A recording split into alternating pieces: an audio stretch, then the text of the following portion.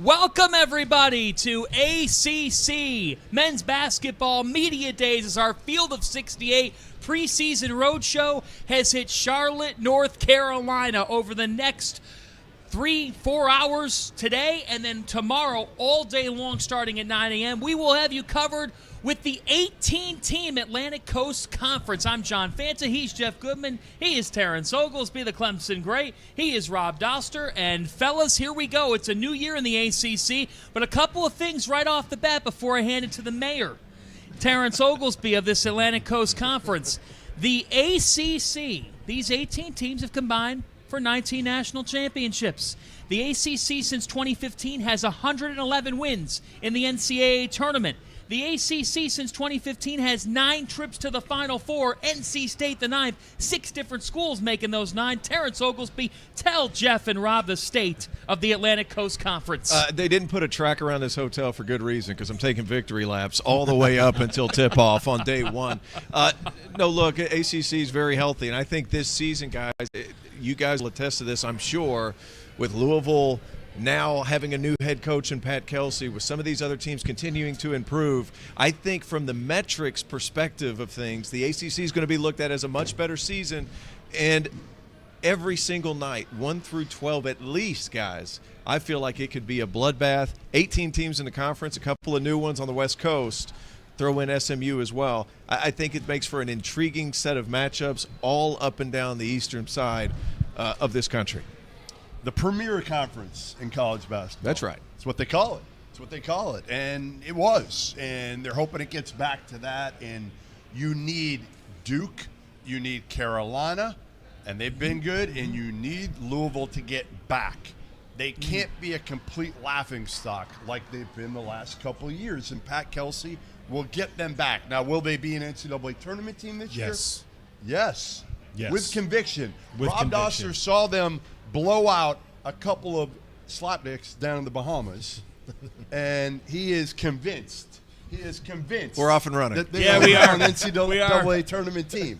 I mean, come on. Like, settle down. I like their roster. It's the tournament. Settle down. It's not that hard to make the tournament. When you are Louisville. Where's McCall? Where's McCall when you need him? Where's McCall when you need him? Hey, winning I'm is going hard. It's 12:59 at October 9th, and here we are.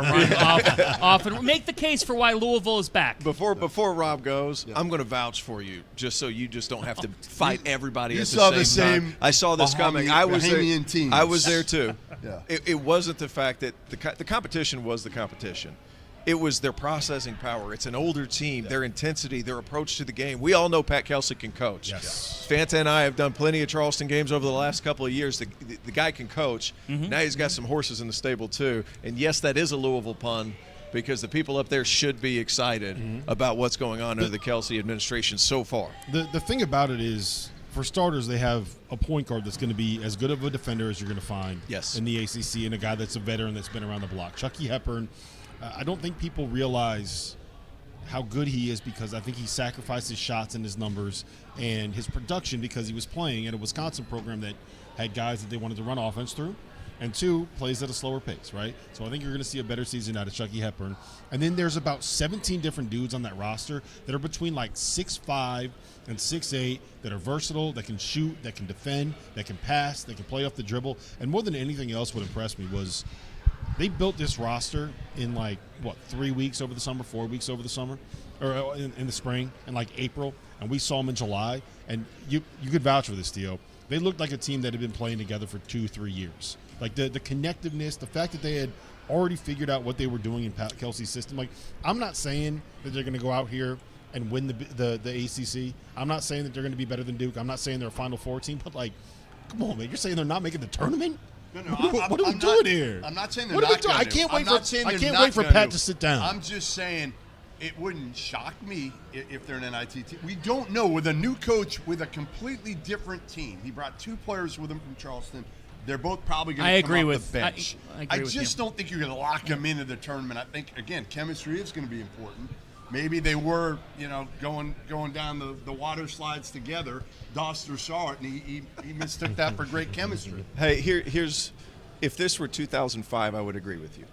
But the fact of the matter is everybody's rotating rosters one at a time every single year. So the fact that he's able to put them together so quickly, I think that is what gives me such great optimism as far as that's concerned. And we're going to get going. Yes, off we and are. Running right we're here. going to get off and running with the head coach of the Georgia Tech Yellow Jackets, Damon Stoudamire. And Coach Stoudamire, as you take a seat, I want to initially give you this credit, because when we were off the air, the man to my left, Jeff Goodman, said that you are the reason why he fell in love with college basketball. How does that honor make you feel? Man, listen, it makes me feel great because he's a hard man to please. That's a fact.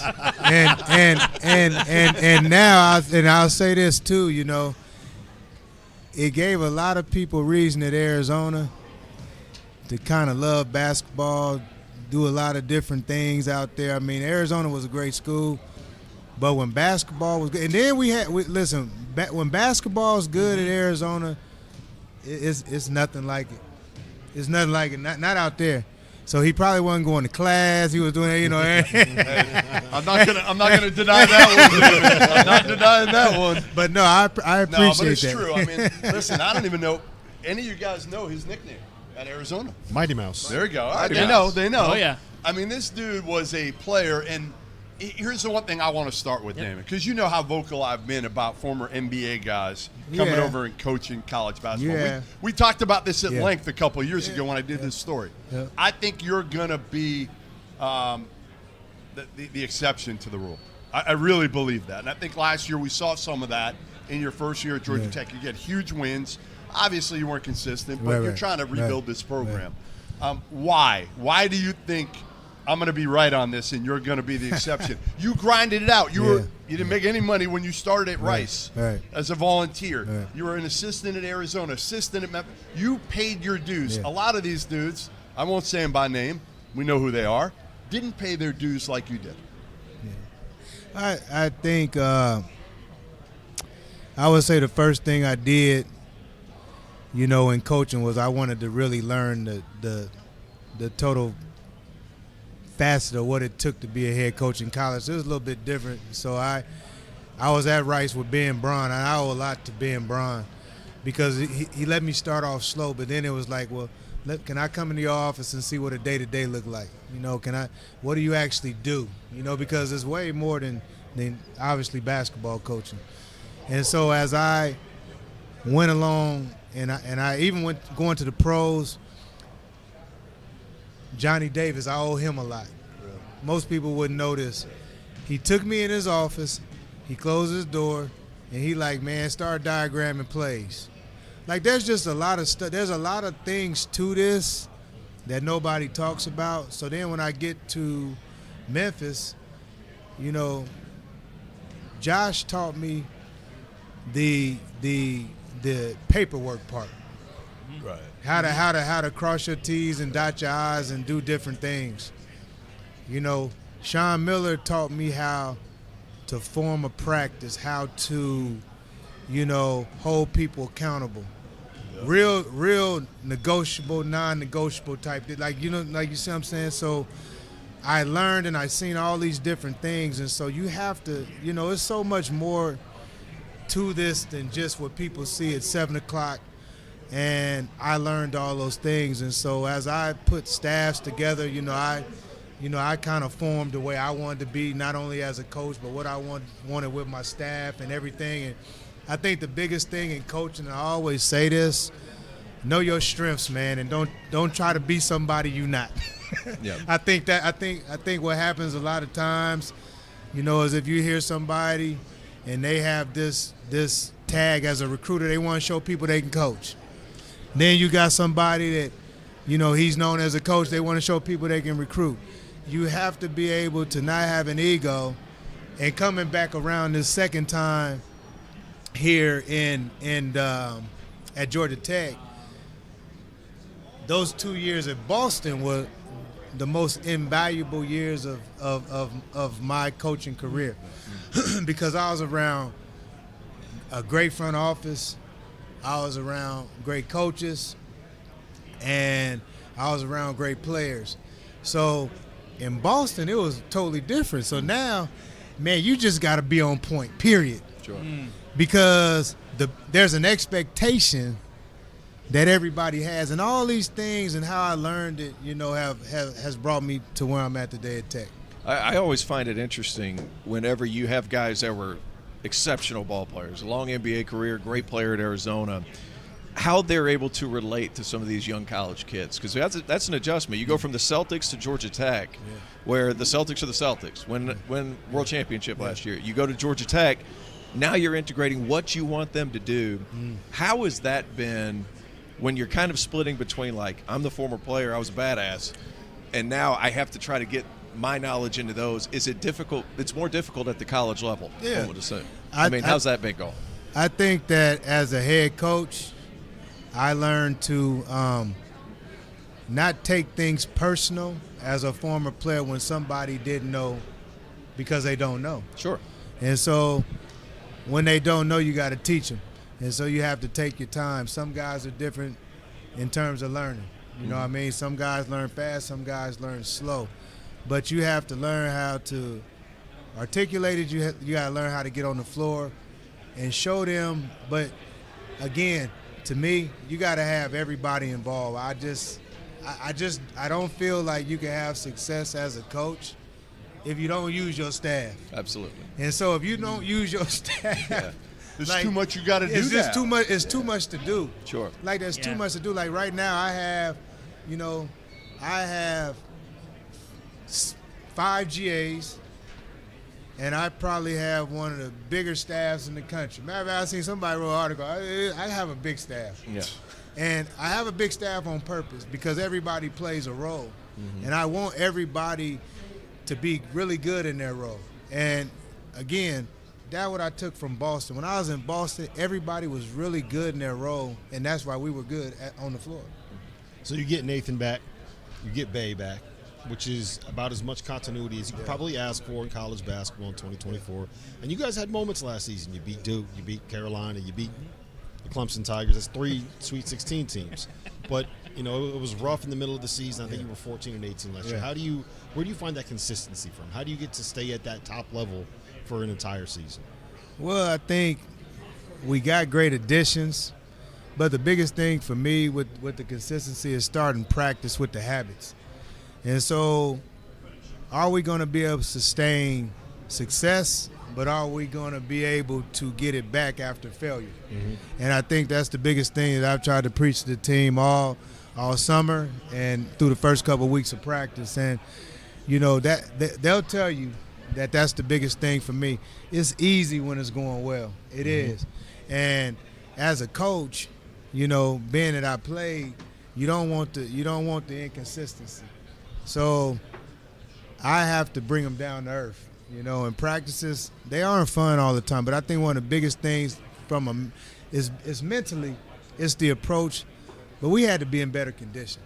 Like one thing that bothered me is crazy because one thing that bothered me last year, because I'm really big on fitness myself, we wasn't in shape. And there's a lot of different things that go into that. But I feel like we're so much more ahead of what we were from a fitness standpoint, from an in-shape standpoint. I think that we'll be better just from that, because when you get tired, your mind controls your body. And you can't allow your body and their bodies were controlling their minds, and I think that was a lot for us when we weren't playing well. And so the consistency, the leadership, where's our leadership going to come from? Those are things that I'm looking for, because it can't be myself and the coaching staff enforcing all the things. Somebody has to take onus of the locker room, and I'm still looking for that. You have 4 guys here in peak physical condition, so if you need help getting your team ready, you let us know, okay? Sure. One thing that you said over the summer was, one of the guys who's here today, Kowacie, Reeves, you said he does things the right way. Yeah. How so? I think Wace is like the consummate student athlete in a day where you don't really look at it like that. There's so many different things. There's agendas. There's sense of entitlements. And, the only thing he's allowed me to do with him from day one is coach him. He's become a really good three-point shooter. He worked on his body. He's been really good with his leadership so far. I challenged him to get in better shape. He's gotten better shape. And so he just does a lot of things that are kind of old school to me. And when I look at him, I see consistency. He had up and downs, but he's been consistent with his emotions throughout. And so that's the thing that I'm looking for. And we have to be even keeled in this, man. And not so many highs and not too many of these lows. It just got to be consistency. You know, you talked about your team in shape. You're probably better shape than all those dudes, aren't you? I mean, look at you. You could still get out there. I'm telling you, you could still get out there now and probably put up double figures. Now, my goal has always been to look the part at my age. I definitely can't get out there anymore. Not the way those knees feel those first 500 steps of the day. Oh, I know. While Doster was eating donuts this morning, you were on the treadmill. Can't do that. Yeah, you can't do that. You got to leave them donuts alone.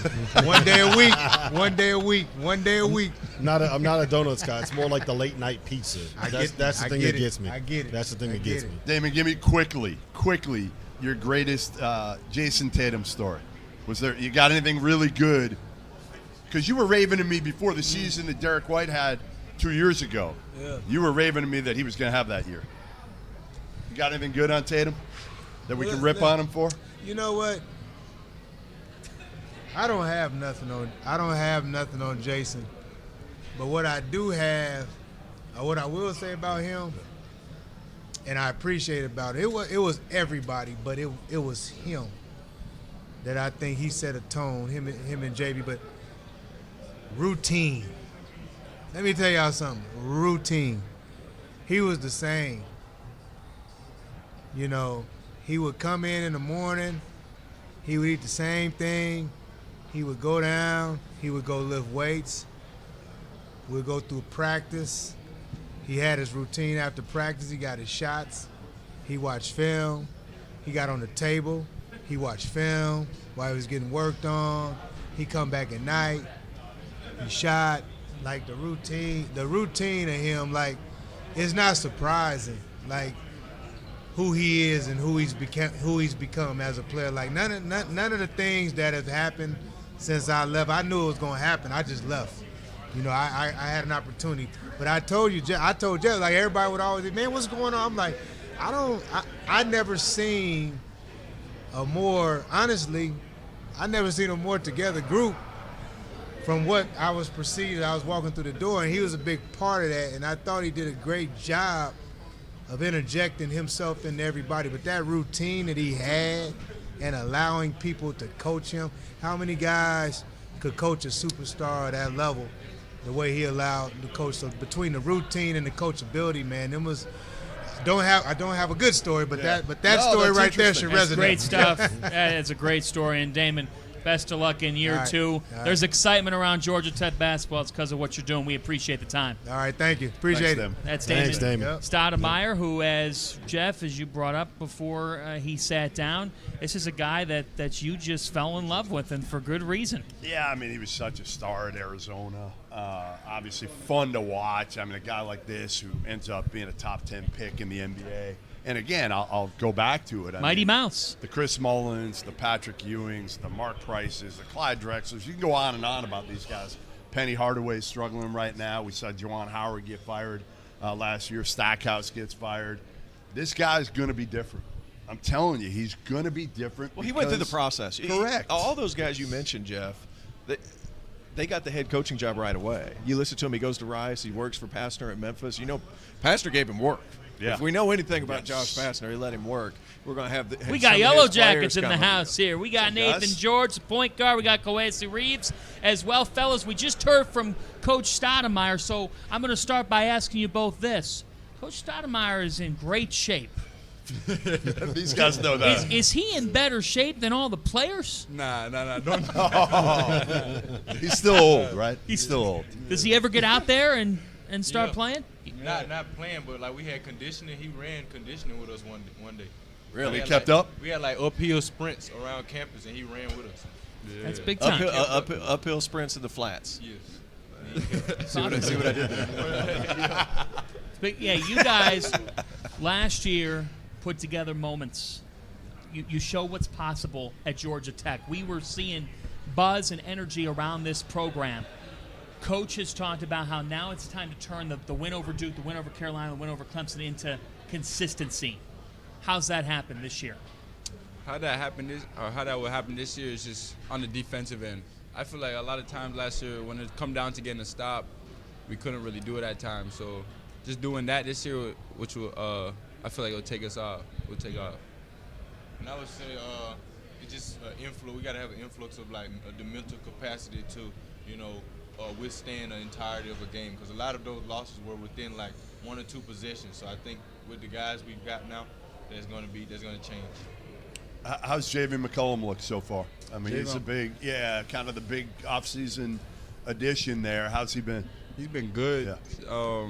What's he gonna bring to you guys? What he brings, leadership is the first thing, is the main thing I'd say. Leadership and just being able, and a floor general, and being able to just get a bucket whenever he wants to, and just create a play, really, and just having that asset on the squad, and just a defensive. He's defensive driven as well too, fast. So just having that just makes it just a lot better, and just that's the only thing that have our team go up from here. Kowacie, you transfer from Florida. You come in, played well last year. How has your experience differed at Georgia Tech? You're closer to home a little bit. It looks like you're enjoying playing again.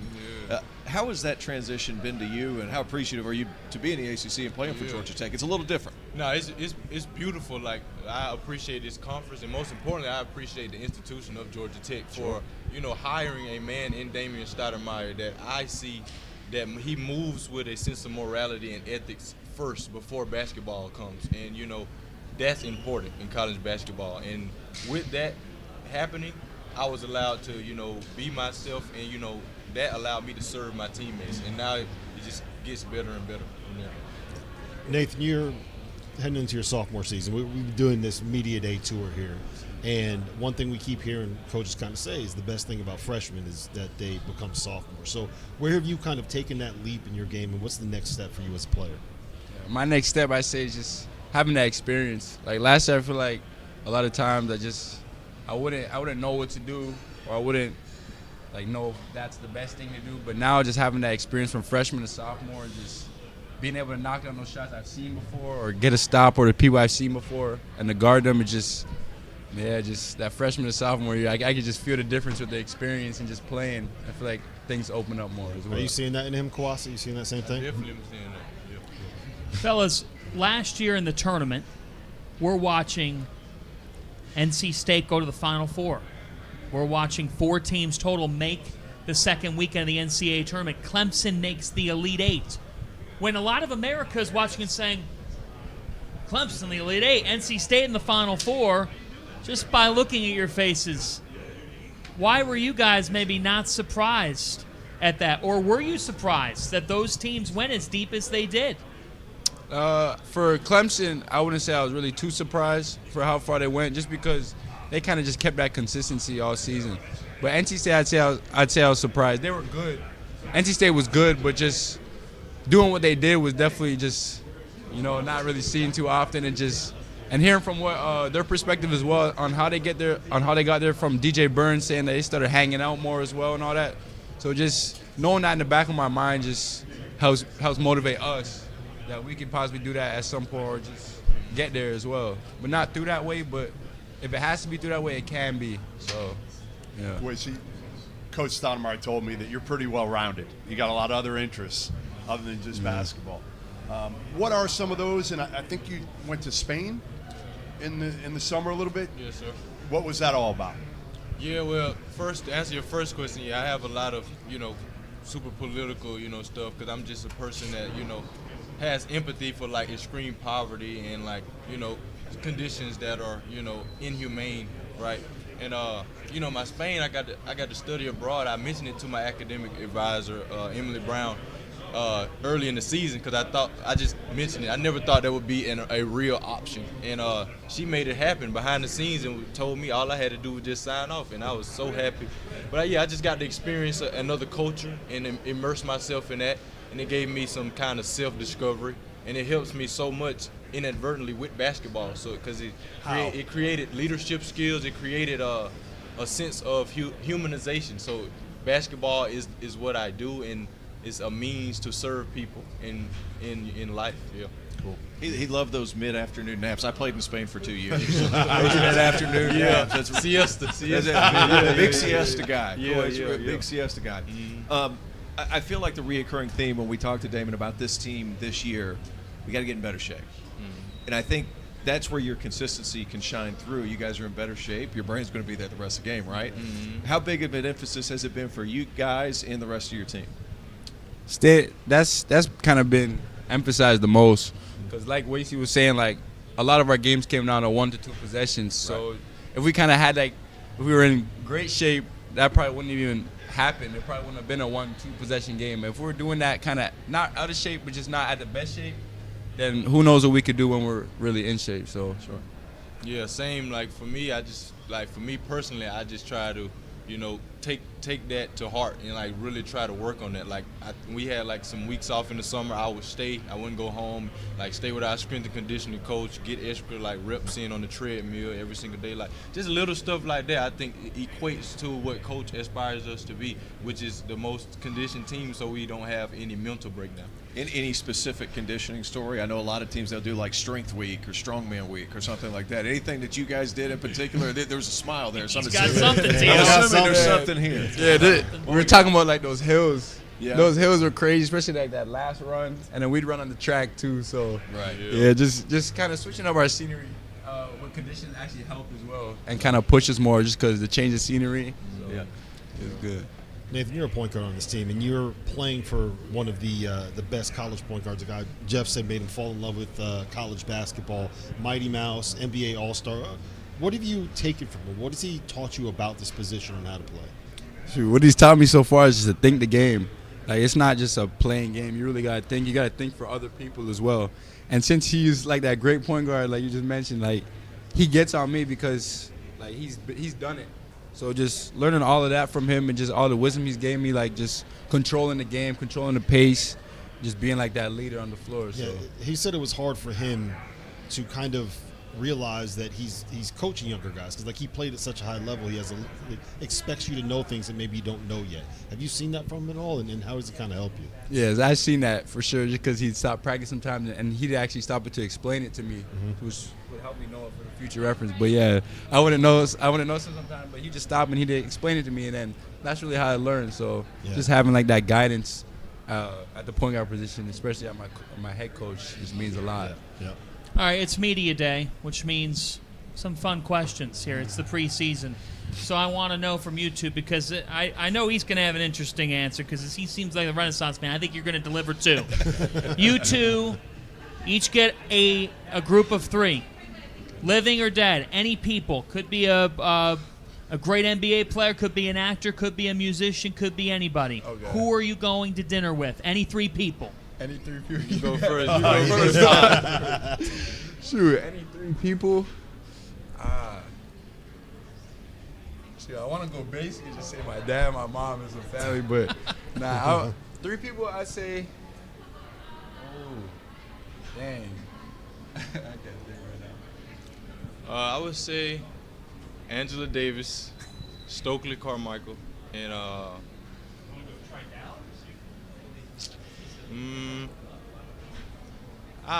don't want to be cliche, but I guess the great Reverend Dr. Martin Luther King. See, this guy's the next ruler of the world. Ruler of the free world. Did you have more time to think? Yeah. Shoot, I say KD. Okay. KD. Drake. Figured there'd be, some Canadian. It's had to be something Canadian. Yeah, why not? And then LeBron. That's what we're talking about. Do you take? Go ahead, Jeff. Hold on. If KD, LeBron, and Drake are out to dinner with you, who's picking up the tab? You think? Drake. Drake got that. Yeah, Drake got that. So, are you still using the scooter, or you got a car now? Like, what's the deal? I heard I heard you were all over the place with the scooter last time. Yeah. I was using the scooter until like last week. I just got my car, so yeah. NIL delivers. Well, it delivers, but he's not paying for dinner.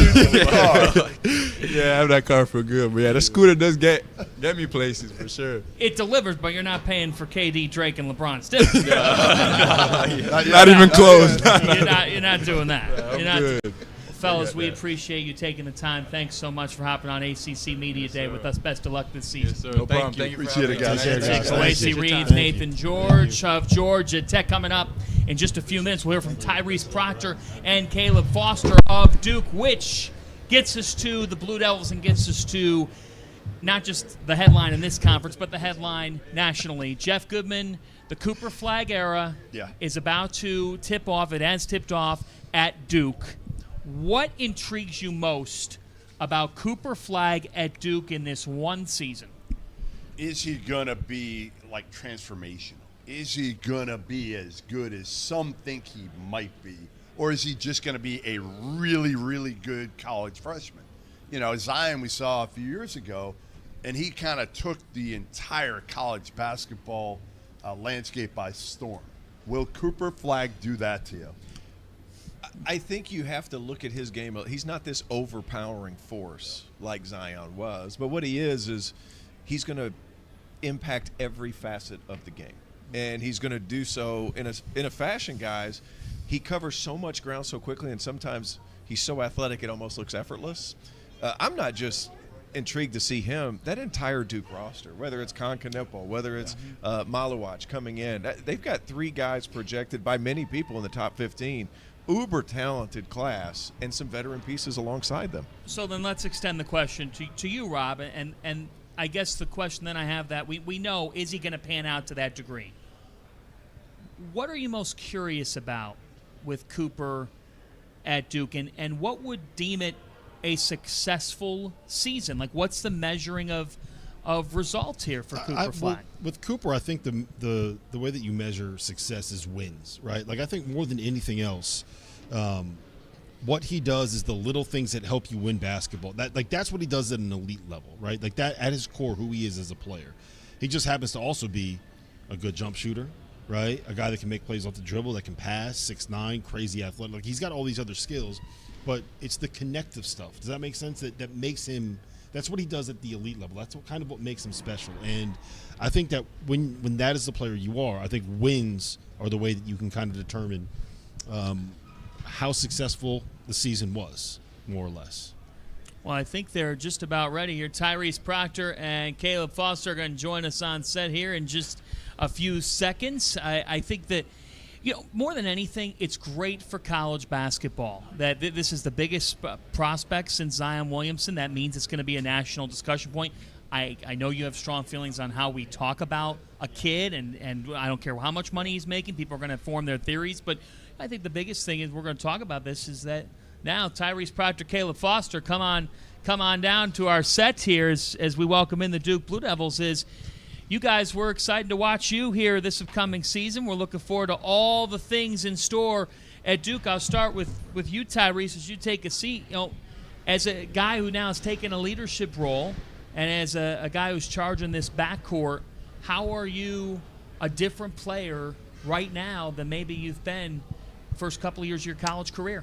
Yeah, I think the summer was a big summer for me. Obviously, losing last year to State, it was awful, to be quite frank, and I think that's just motivated me every day to be the player I want to be this year. And just being one of the older guys that has been here with Scheyer the longest, I think it's important that I carry and share messages to the other guys on what the season's going to be like. It's such a roller coaster season, so many highs, so many lows, but just keeping the freshmen, getting them up to speed as quickly as possible, I think is an important thing, and just staying level head the whole year. Can I say how happy I am that you're here? I mean that. Because I think a lot of people thought you would go pro anyway last year. And obviously you didn't have the season you wanted. Yes, sir. You didn't have the final game you wanted. And I give you a lot of credit for being mature enough to come back when I think a lot of players would have said, you know what, I'm out. I'm out anyway. Yeah.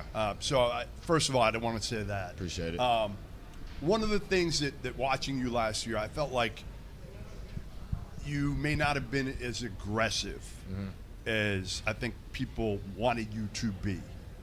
Is that going to be different this year? Maybe your mentality or just how you're playing? Do you feel different in this offense now? Yeah, for sure. I think the offense suits me really well this year. I think we playing at such a fast pace this year.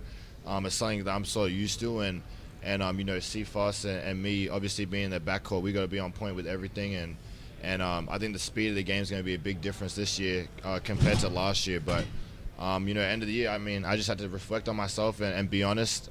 Coach has always been honest with me, and just having conversations about, like you said, I didn't have the season I wanted to, and just looking myself in the mirror and being honest with myself is a big thing, and an important thing, and just staying within my circle was a big thing, and coming back for another year.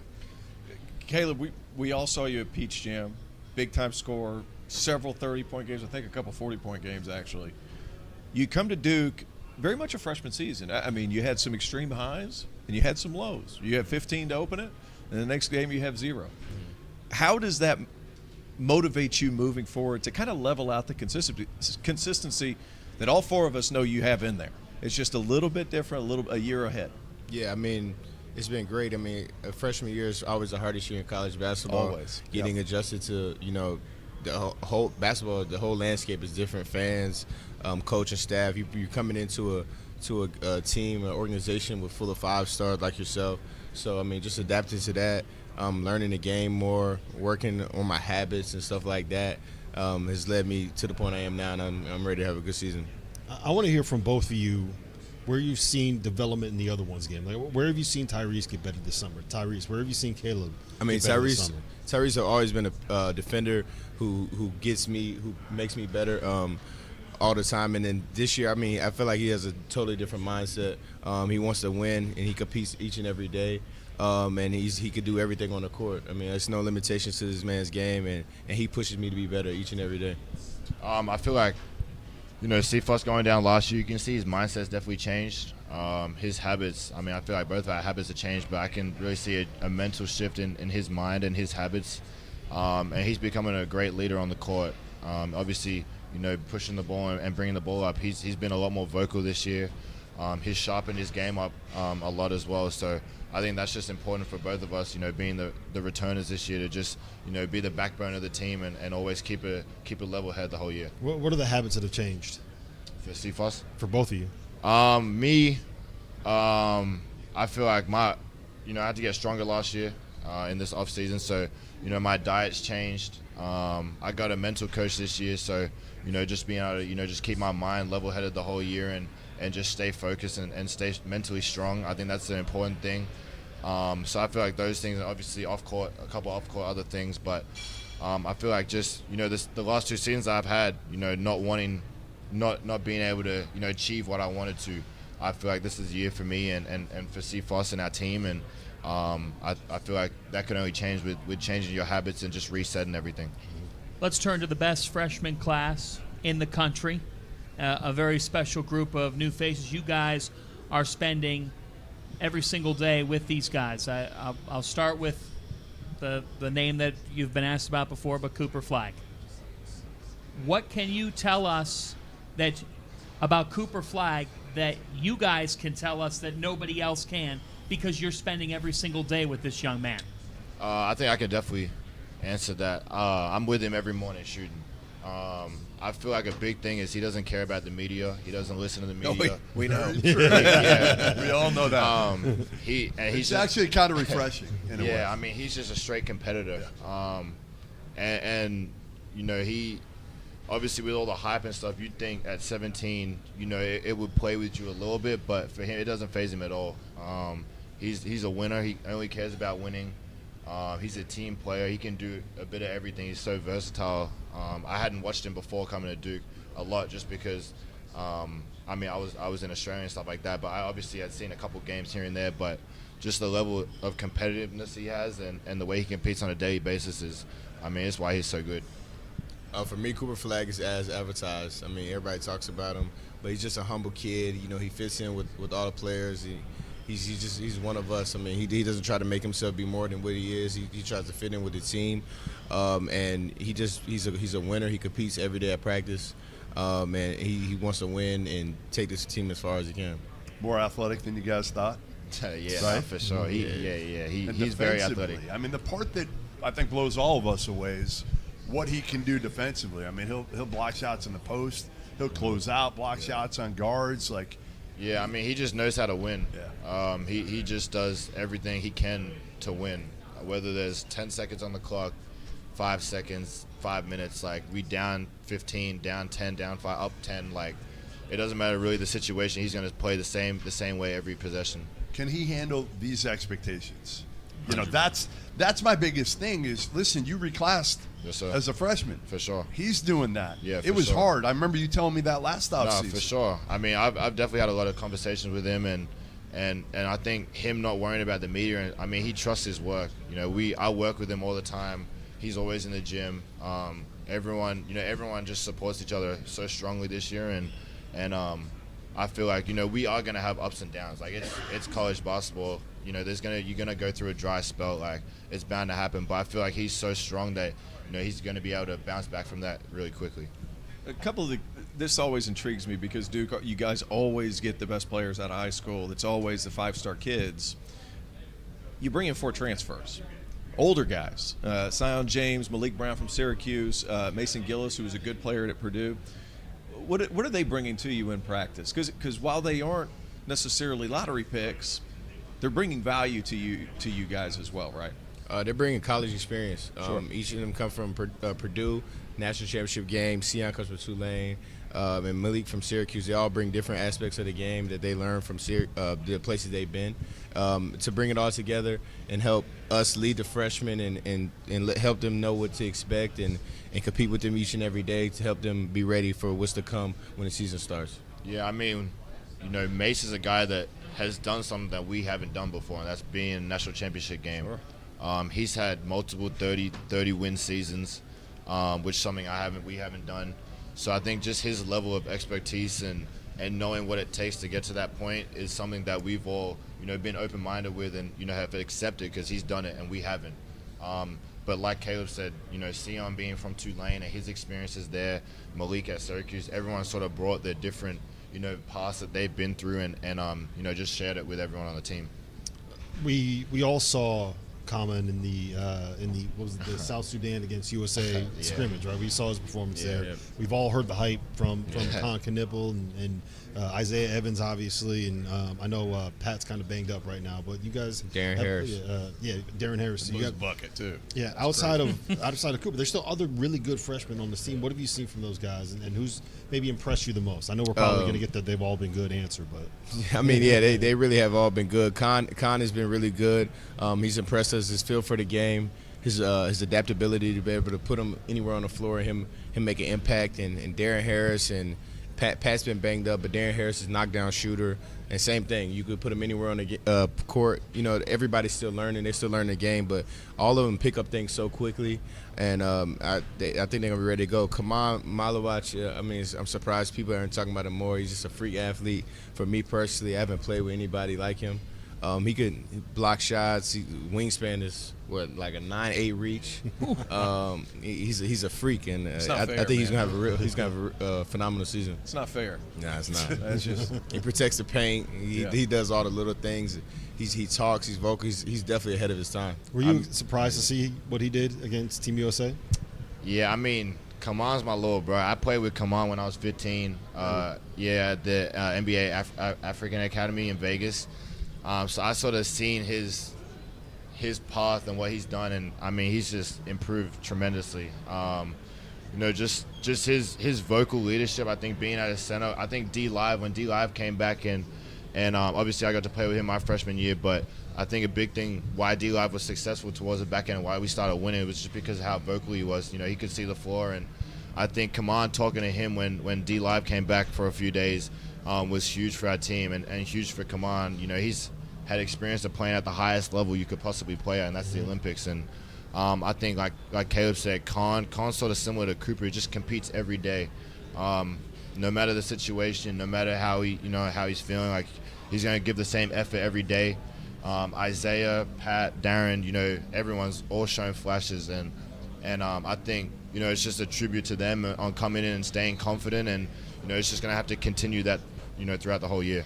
Fellas, I don't know if it's something maybe at a team bonding, something that he has ever said, anything that comes to your mind, the lighter side of Coach Scheyer, even though he is a relentless competitor. Give us some dirt on Scheyer. Is there anything you could tell us about your head coach? I didn't ask for dirt. I did. I mean, Shai's a competitor.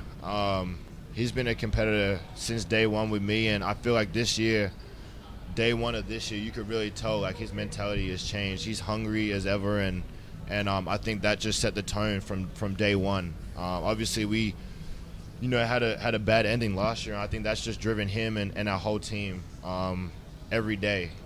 Caleb mentioned before, we talk about Kaizen, just getting better at 1% every day and building day by day. And I think that's the motto. We got to keep going, moving forward, because every team's going to be their championship game when they play against us. You got a Scheyer impression, Caleb? No, I don't got a Scheyer impression. Man. I'm just happy and blessed. I mean, it wouldn't be no other coach I'd rather play for. He understands. He's been in our shoes, and he knows what it takes for us to win and get to where we want to be at. Am I the only one that thinks that Cooper Flagg looks like Jon Scheyer's little brother? yeah, that might just be you. I'm not even gonna cousin or something, right? Related somehow. I don't know. That's just me. Yeah. They don't see it, Rob. You're a man on an island on that one. It would sound like which you're not that surprised by. No. None of us see it but him. Fellas, best of luck this season. Appreciate Thanks y'all. for taking Thank the you. time. Appreciate you. It is Caleb Foster, Tyrese, Proctor joining us. We will hear from the head coach of the Duke Blue Devils, Jon Scheyer, 4:15 here on our Field of 68 ACC Media Days live show. We're back with you tomorrow at 9 a.m., and we'll be with you all day long. We're going to hear from SMU. We're going to hear from Stanford. We're going to hear from Florida State. We're going to hear from NC State as well. Kevin Keatts taking the Wolfpack to the Final Four last year. I got an interesting one for both of you before we hear from Andy Enfield. I actually think you might be a little surprised. All right, I was reading some notes. Okay. SMU, the last 11 years, 9 KenPom Top 100 finishes, 6 20-plus win seasons, 2 NCAA tournament appearances.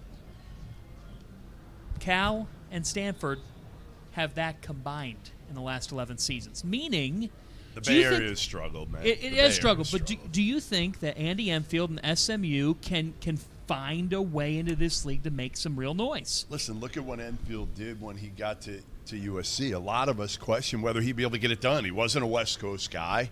And he did. He got it done. I didn't question him. I did. I said it was it's hard. I mean, again, when you go out of your comfort zone that much, sometimes it takes a while. And it took him a couple of years to get it going. He got it going at USC.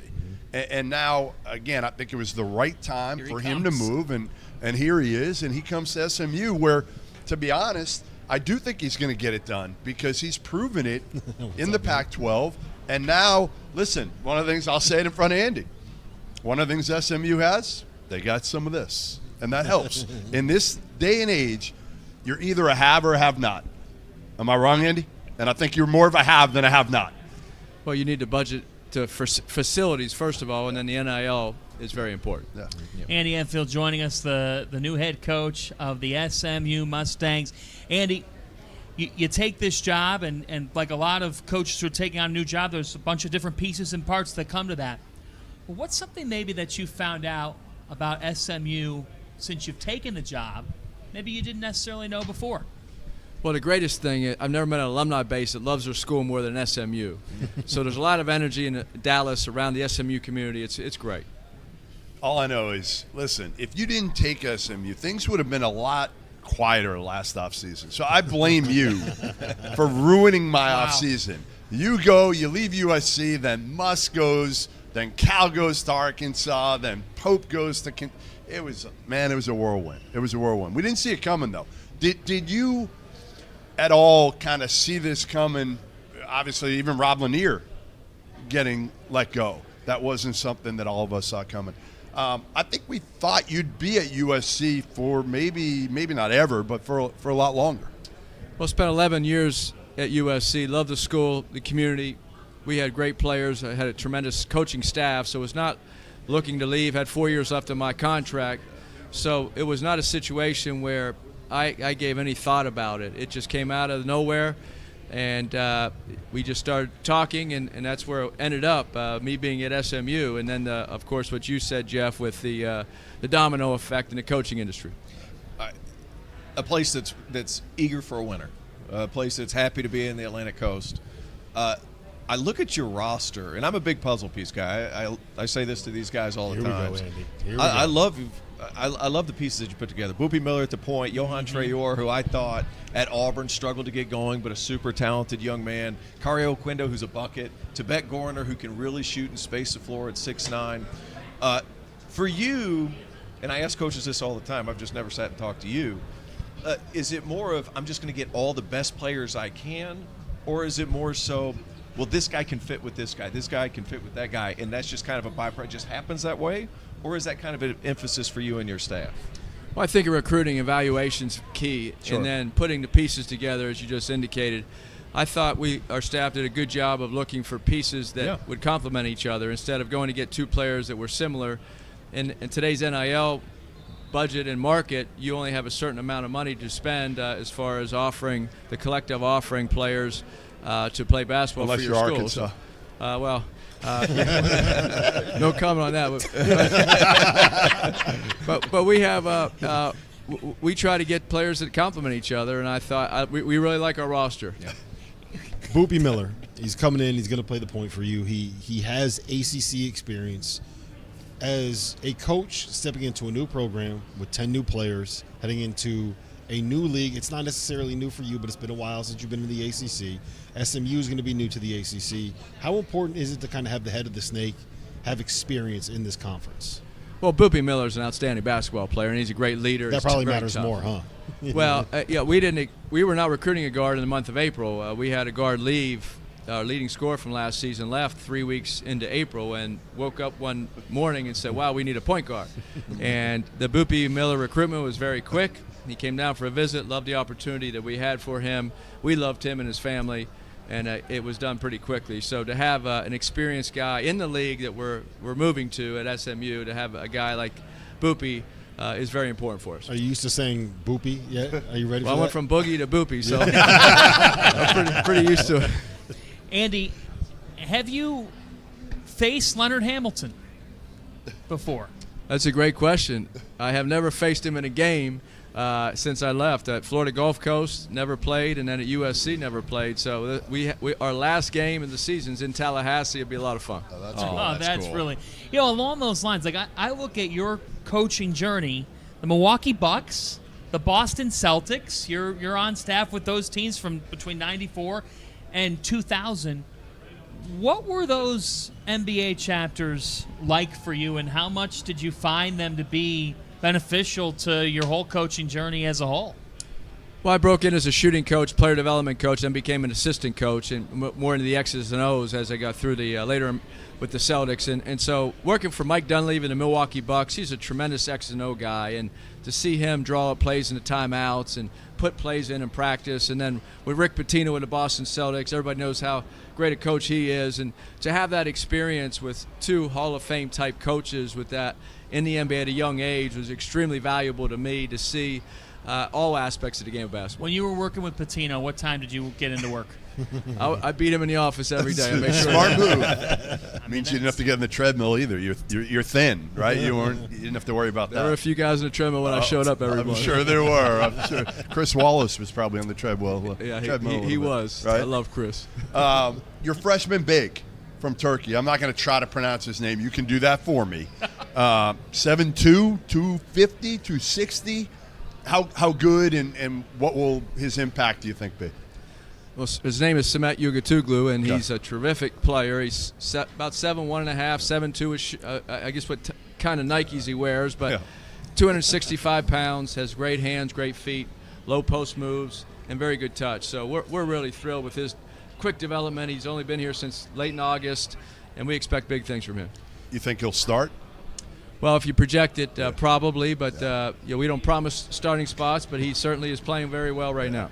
Coach, I've been battling these knuckleheads for the better part of 2 years about this conference.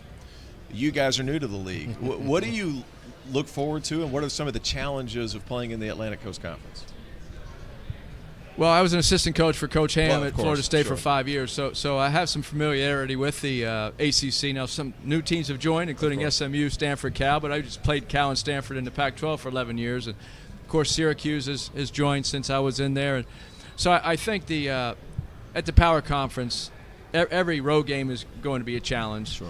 I really like the fact that we're accessible in the city of Dallas to everywhere in the league within a 2-hour flight, maybe with the exception of Boston College or when we go out west to Cal and Stanford. But we love our location. We love the conference, and we're just looking forward to the competition. Andy, we have a special guest question coming in here from Randolph Andy, Childress. I'm just apologizing for you having to deal with these guys. So, I do have a question for you, though. How are you guys? Have you done anything to manage your travel for this league? I mean, everybody, you're obviously in Texas, and you go to Cali, you come east.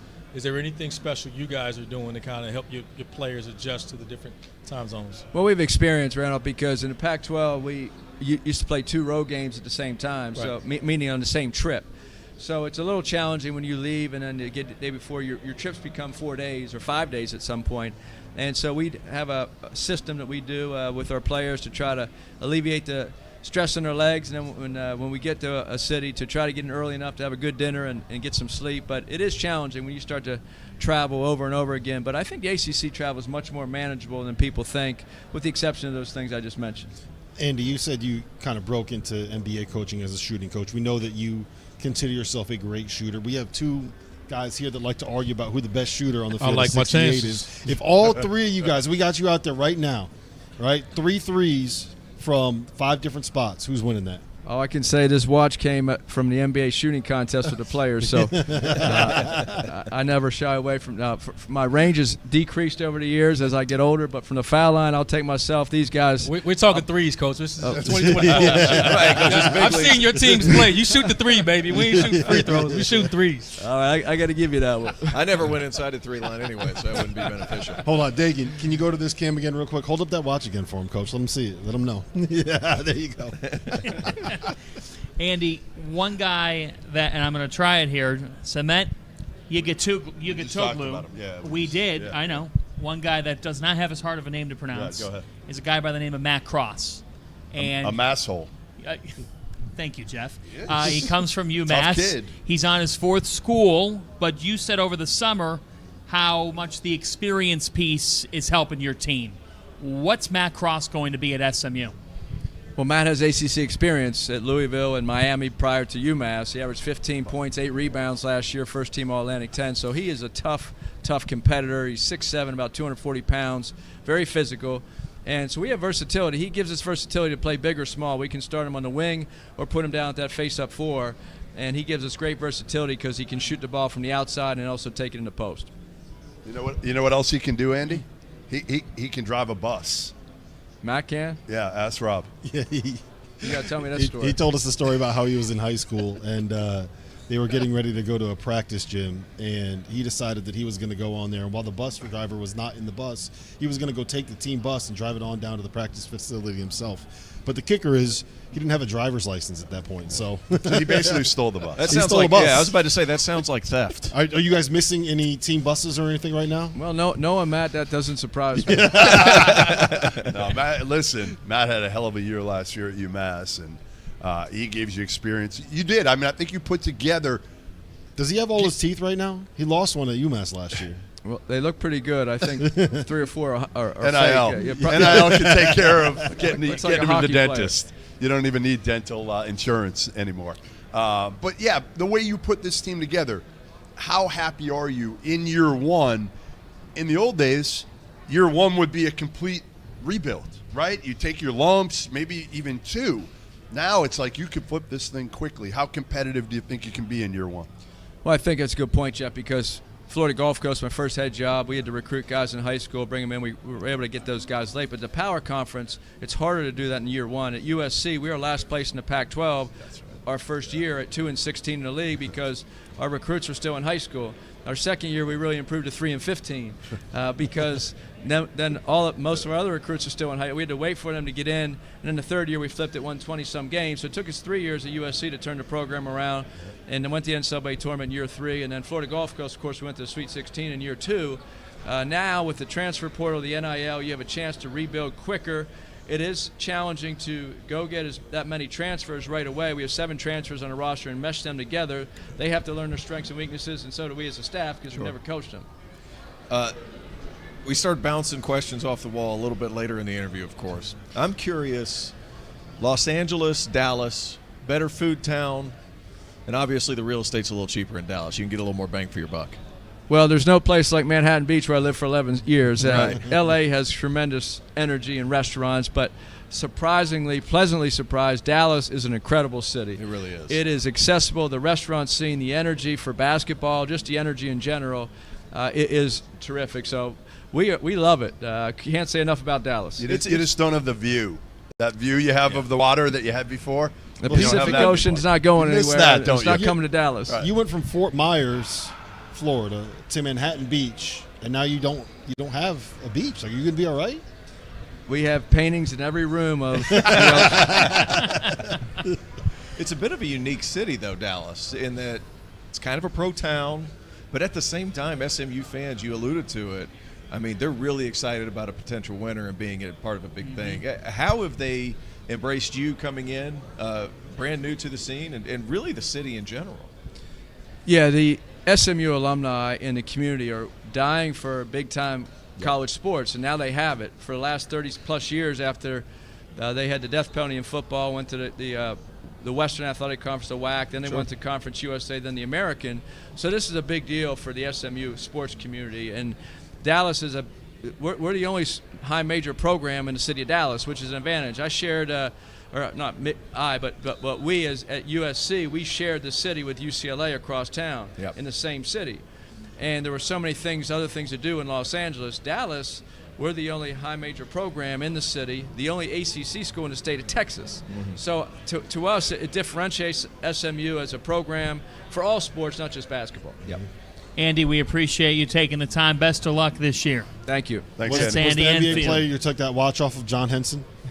No, that was not. No, I actually made more money in shooting games my first year in the NBA than I did in salary. Did you really? Wow. That's a true story. That's great. Andy Enfield. I was going to actually ask you one more question that I forgot about. You were really prepared for Media Day by giving him a no comment when he referenced a certain school. How many times do you think he's been told no comment?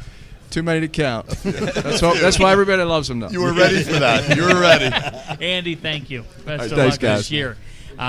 We are live from ACC Men's Basketball Media Days. Here we'll be hearing from Chuck Harris and Boopie Miller of SMU in a few moments. Randolph Childress stopped by as well. Randolph, do you have 30 seconds here? I do. Can you give us? Wait to Boopie. I got some questions for Boopie to come over. He got to come over here and sit down. Like we got to talk. Why he left? We need to talk. Right. Yeah. Okay. Right here. All right, Boopie. No, you can stay, Boopie. You got to sit down. Boopie We got and to talk, Chuck man. Harris. Chuck Harris, it's good to see you. What's up, guys? And Boopie Miller. What do you have for these fellas? Hey, I got to talk to my one DMV kid. I got to talk to my young guys now. I got to keep them right. Chuck, what we doing over there? We good? All right. Fellas. All right, go ahead. Hit him. Yeah. Hit him. Hey, we got to talk about it, man. Why SMU? Man, just family oriented, man. I just felt like me going down there in Dallas. Coach talked to me about playing on the team, the players I had, and I felt like I had a chance to come on this team and lead and come hard in the ACC and win. You know what it was too? Ask him a picture of his car, his new car. I know the account, the bank account was. Right? Nah, that's my dad car. That's my dad car. Nice car. That's my thing dad is, car. Man, I want one of those. Yeah, it was Joe. What was that decision like, though? Was it difficult? Because, again, you had come from mid-major a couple of years. Right. You had a great year last year. Appreciate that. Almost got to the tournament. And I think it surprised a lot of people that you left.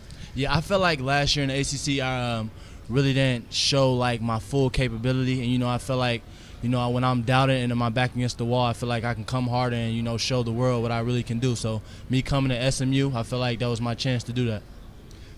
Chuck Harris, it's good to see you again. Remember talking with you early in your career when you led your Butler Bulldogs at the time, past Villanova, Hinkle Fieldhouse. Now year 2 for you at SMU, year 5 of college basketball. Yep.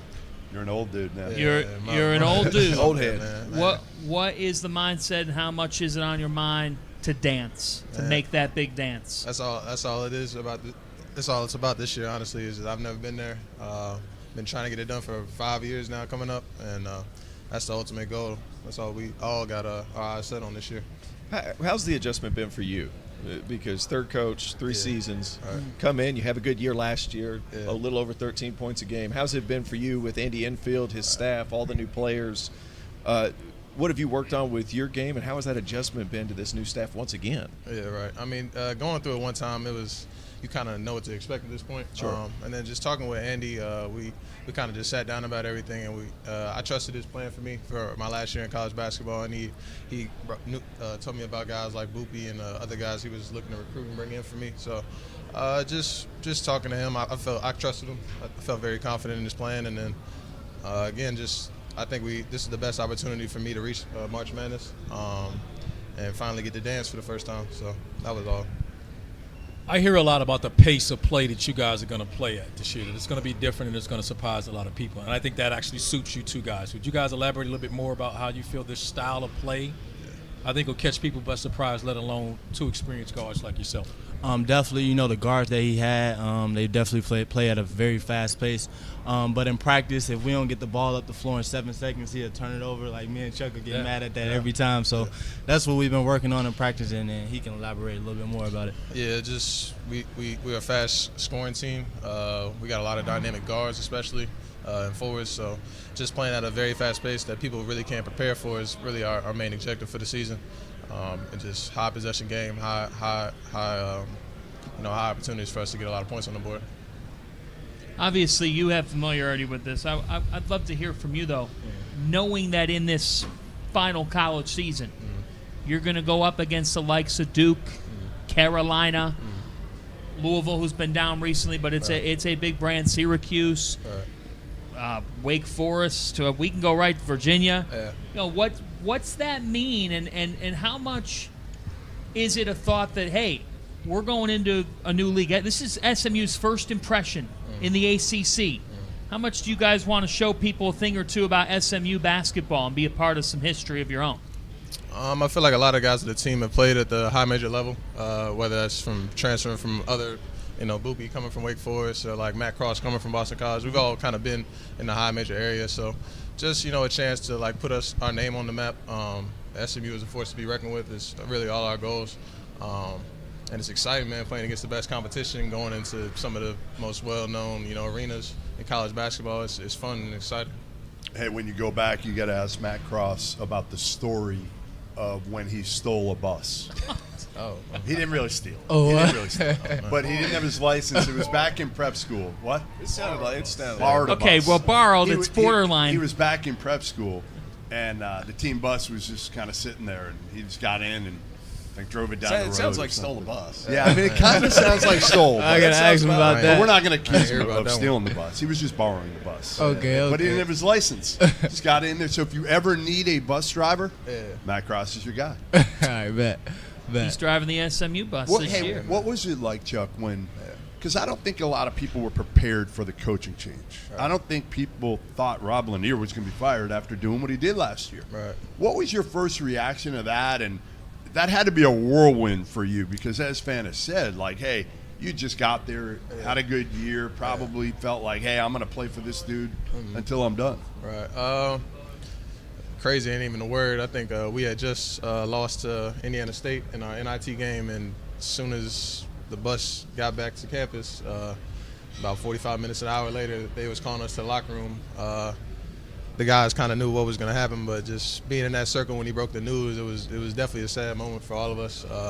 That team we had was definitely a very close-knit, even though it had only been for a 1 year span. But I've been through it before with a coaching change, and I understand that college basketball is a business. So, I mean, he just told us, like, obviously do what's best for y'all, and however y'all feel y'all need to do for better y'all careers. And we kind of all just brought it in and embraced each other for that. But it was definitely a tough moment. Did you think you were gone? At that moment where you're like, hey, I'm out of here, and it took a meeting with Enfield to kind of get it back on track? Yeah, I mean, I was in kind of a tough spot because, graduating was also kind of a priority for me, and I already lost a lot of credits from my first transfer.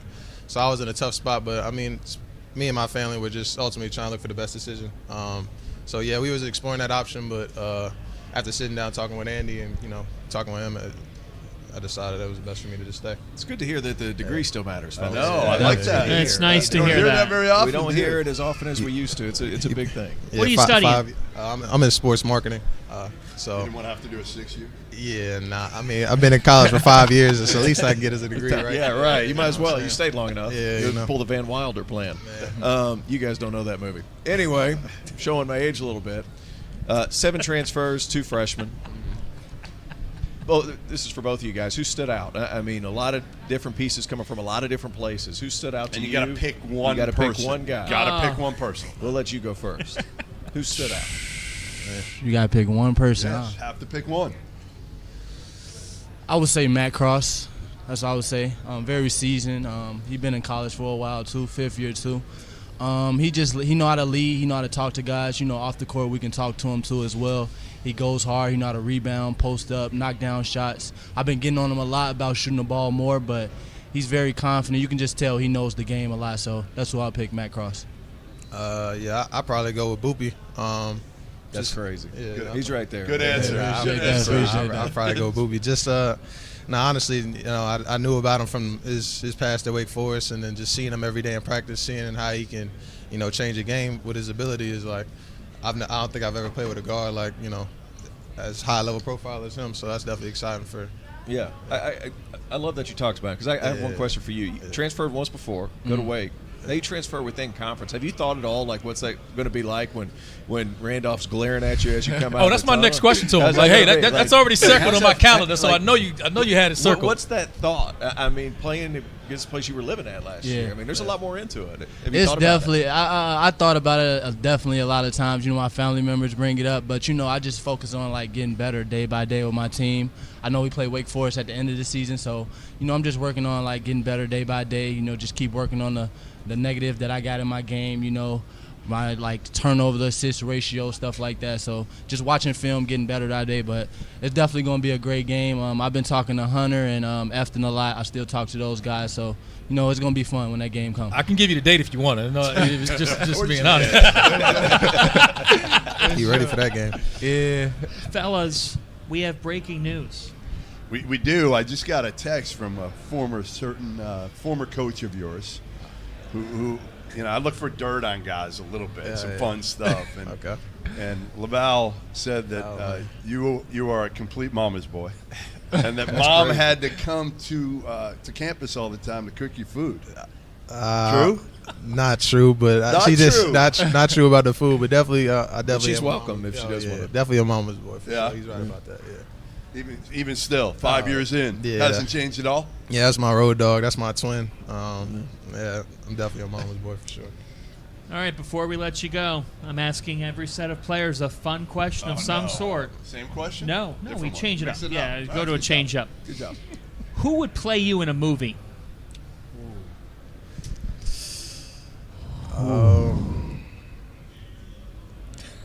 Will Smith. I go Will Smith. Will Smith. I go Will Smith. I say Smacking dudes on stage.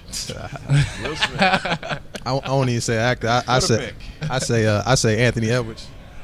Yeah. Wait, there's a little look. He look there. alike. Like Been him. holding on to that one. I was just watching Starting 5 on Netflix that just dropped, so watching him. Yeah, I haven't finished it yet, but it's really good. And then watching him in LeBron's little Netflix series too. I think Ant would play me pretty well. Do you watch? I always like to hear from players, like when you guys are on YouTube and you're, whatever the platform might be. Like who do you just love to watch that you take stuff from? For me personally, I love Kyrie Irving. That's my all-time favorite player for sure. So similar size, similar frame. Just I like to watch any guy kind of like 6'2", 6'3", and kind of like not on the super athletic end that I can kind of relate to. So. Yeah, I like to watch Gervonta Davis. He got like a social media platform where he drops like a lot of motivational videos and show what he's doing before his fight and stuff like that. So I try to like go in different perspectives instead of just basketball and try to find motivation out of other things. Like it, fellas. Good. From Will Smith smacking somebody to a boxer. My man Boopie's ready for the season. Boopie's ready. Boopie's got ready the for the gloves on. season. Yeah. Fellas, good luck this year. Thanks for taking the time. Thank you. Appreciate you. Good to see you Boopie guys. Miller, Chuck Harris. Great to be joined by the SMU Mustangs, who are a team that can be right in the thick of things in the middle of the ACC. John Fanta, Jeff Goodman, Terrence Oglesby, Rob Doster, Randolph Childress in the house. RC, it is great to see you. Good to be here, man. We didn't know if we get him. You know, he's out, man. They're making me work today. Us questions. They're making me work, man. I got to work. No today. doubts we would get you.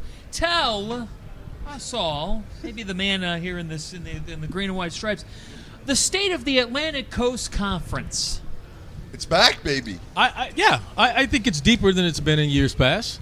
I think the conference is deeper. I think there'll be, the middle of the league is a lot stronger than people have given it credit for in the past. So I think you'll see more when we get into February. I think from first through like 8th, I think it'll be like maybe 2 or 3 games, and that hadn't been the case in years Wake past. dance? Does Wake Forest make the dance for the first time since 2017? Yes. Doster's got everybody Yes. in the dance. Everybody's in. Yeah, well, I had the NCAA tournament team. Pastner. Right, no, he's like Pastner. I want to say yes, but I also want to see point guard play for the Deeks. I do want to see point guard play for the Deeks, and that in frontline perimeter shooting. That's the concern that I have, and I think of all the teams with the Deeks, they struggle for road wins. They got A&M and Xavier early in the year. I think they need to get one, if not both of those games, because they're the one team, if I'm not correct, and correct me if I'm making this mistake, and I'm pretty sure I'm not, they're the one team that plays all 3 of the new teams on the road. And if you pull up the Wake schedule, they go to Cali, they come back home, I think it's Florida State.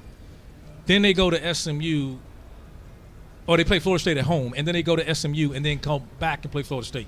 Like, that's a brutal stretch against teams that I don't know if any of those teams, they can't afford to lose, and you need to build equity early in the year. If not, the pressure and the expectations of everything that's coming is the only thing that it concerns me. If they win those games early, then I think they cruised into the tournament. The only thing I'll say is that with the Pac-12 not existing anymore, we're looking at having like 4 or 5 more potential at-large bids, which means in the past we'd say 6 or 7 for the ACC is good, but like you can go deeper down that list and get teams from the ACC because there's not another league taking some of those bids. But Rob, I would say they'll be right there. But but Clemson is a team I don't think you guys are talking enough about that I think will be right there.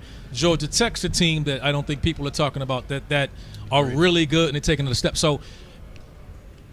Do I like Wake above those teams right now? I do, but if you were to, I think Clemson is going to be a tournament team. I really believe that. I think Shrewsbury is as good a coach outside of Tony Bennett. I think he's as good as any coach in this league. I would never count him out of anything. And watching how physical they are, they'll be better. I just think the league itself is just so much better that. It could be Wake. It could be Wake. That's what I'm saying. There's no. They're not as. Once you get the top 10 teams in that league, will be able on any given night, I think, beat any of the 1 through 10. I think beats anybody. When you look at Wake, this is just because you live in that area, so I'm assuming you know a lot more about it than we do. One thing that stands out to me is the ability to change the pace of the game depending on what lineup's in there. If you want to go a little bigger, a little slower, you bring Cam Hildreth, you have him at the 1, Hunter at the 2, then you can go big. I think lineup versatility with that team is good, and then you can bring in Tyler Johnson off the bench, bring that speed. I think that changes things for you. Is that kind of what you expect, what you can get out of those guys? I love the versatility of the guys. I think the question that I have would be, like you said, it's going to be you said playing Cam as your point. I think the more so would be they're talking about maybe Hunter playing more point. And if he plays more point, how less efficient he is. He's a dynamic, high efficient scorer. So if he transitions to point, how much of that suffers? And then if you play Cam, I can't see you playing Cam at point. So then it becomes who else? To me, though, when we watched the Wake play, when it got tough and teams were crowding opposing guards, Cam was the one with the ball in his hands at half court as you were trying to find something for Hunter. Right. That's kind of where I'm at. Like, I just – you're right. They don't want to play him at the point all the time. Right. I just he settles them down, though. Huh? He settles them down. He does. Though. He's your settle down guy on a roster full of a lot of guys that can really get up and down the floor. How many times have we heard that, Fana? I love that. He's the settle down guy. So many times. He's the settle down. Cam Hildreth, settle down guy. But I do think they have the size and the athleticism. They have the size and the athleticism to compete with anyone in the league, and probably athletically can overwhelm a lot of teams outside of Duke. Yep. Their size and athleticism jumps off the charts. I think this is a fascinating question. We'll get this more tomorrow, but I want to ask the whole group here before we get to our next guests. Are you buying Day-Day Ames and Virginia to be a team that's in the top 4 or 5 of this league and makes the tournament and makes noise? Are you buying Virginia? Because many are. Of course. How can you not buy Tony Bennett to finish in the top 4? I mean, honestly? How do you not buy him to win the league? I'm looking at the roster and saying, there's no way they get this done, but I am buying Tony Bennett to finish top 3 in that league, stupid. Right? Like, he's just going to do it and find a way. You can't count him out. He's just going to find a way. Again, listen, am I betting the house that I don't have anymore on it? No. He's homeless. I'm betting the house. If you're betting Goodman's house, you're not betting anything. I don't know how in the world you don't. If he say what we want, and there's this perception of Virginia right now. The team finished 3rd in the league a year ago. Would a team offensively, would a group offensively that I don't know if the 5 of us couldn't outshoot? It's true. And disappointing as that tournament was, you're not allowed to shoot. Goodman. I think they're trust me, I'm not shooting. I think they're a surprise team that I think a lot more of than a lot of people do. I think you pencil them in the top 3. I don't think it's close. Okay. Are you bought in? This already is creating debate at this table. Louisville will dance this season. I'm going to say no, only because of their schedule. Have you guys seen their schedule? It doesn't matter. Doesn't matter. Oh, come on. They're going to be a top 25 team. Listen to me. Watch. They'll be a top 25 team. Listen to me. The hardest schedule in the country. So good. They're going to have a lot of good wins. Watch what their potential could be even in it. I think they were in Maui. They're going to have a lot of good wins then. We'll resume the discussion in a little bit. We're going to talk with the head coach of the Stanford Cardinal. Kyle Smith is here after What's up, Kyle? Remarkable job done at Washington State, taking them to the second round of the tournament, making history there, and now you take over at Stanford. Kyle, it is great to see you. What excites you the most about taking over at Stanford and being in the ACC?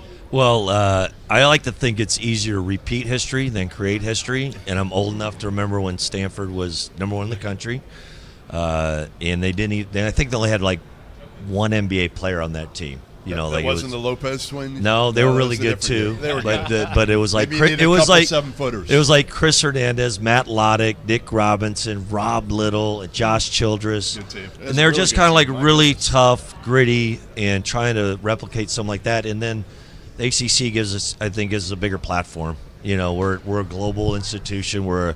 It's a national brand, and playing in the best basketball conference, and it's quite the challenge. What you guys don't know was since 25 years old, he has dreamed about coaching at Stanford. Sad, but it's true, 100%. Why? A little bit of my background, and I don't release this very often, but I did go to do a PG here at Deerfield Academy, and I went to Hamilton College, and we were number 1 in the country, Division III. May not impress others, but it's my deal. It's better than Jeff by far. Yeah. So, kind of that, and I really wanted to be at a high academic institution. The West Coast Conference was great, kind of good balance. And people may or may not remember, I went to Air Force for a year, and that was going to I was going to coach in the NESCAC, Ivy League, or Patriot League. I eventually got to Columbia.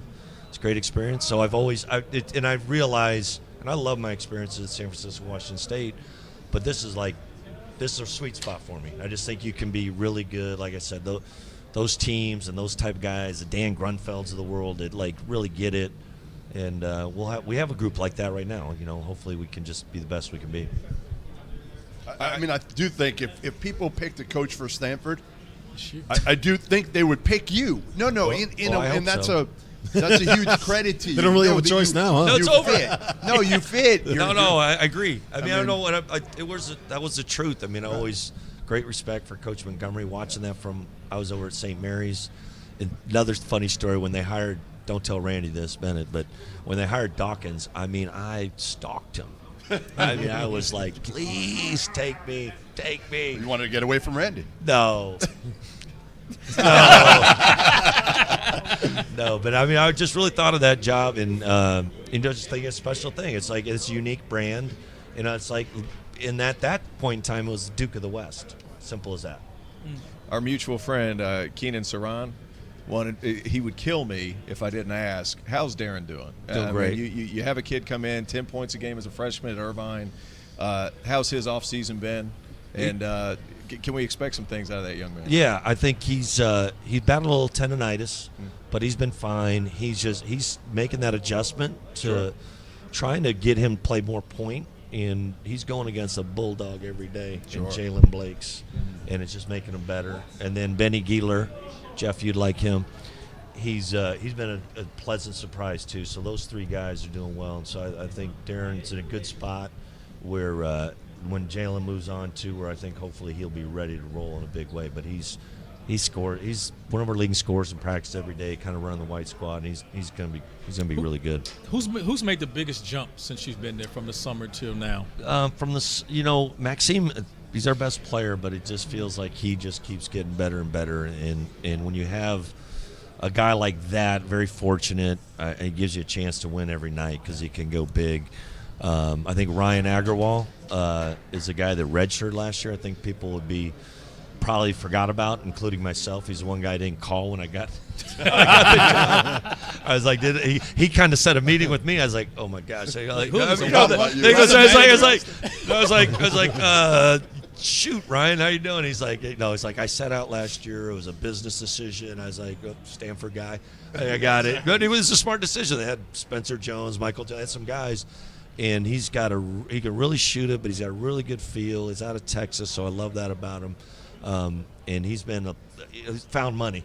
I mean, he's been really, I think he's got a chance. And that's he's in that model of being a third-year guy, hadn't played a lot, but he's a really talented human being. He's a perfect Stanford guy, and I think he'll do well for us. So you took Washington State last season to their first tournament since a guy named Tony Bennett was coaching at the program.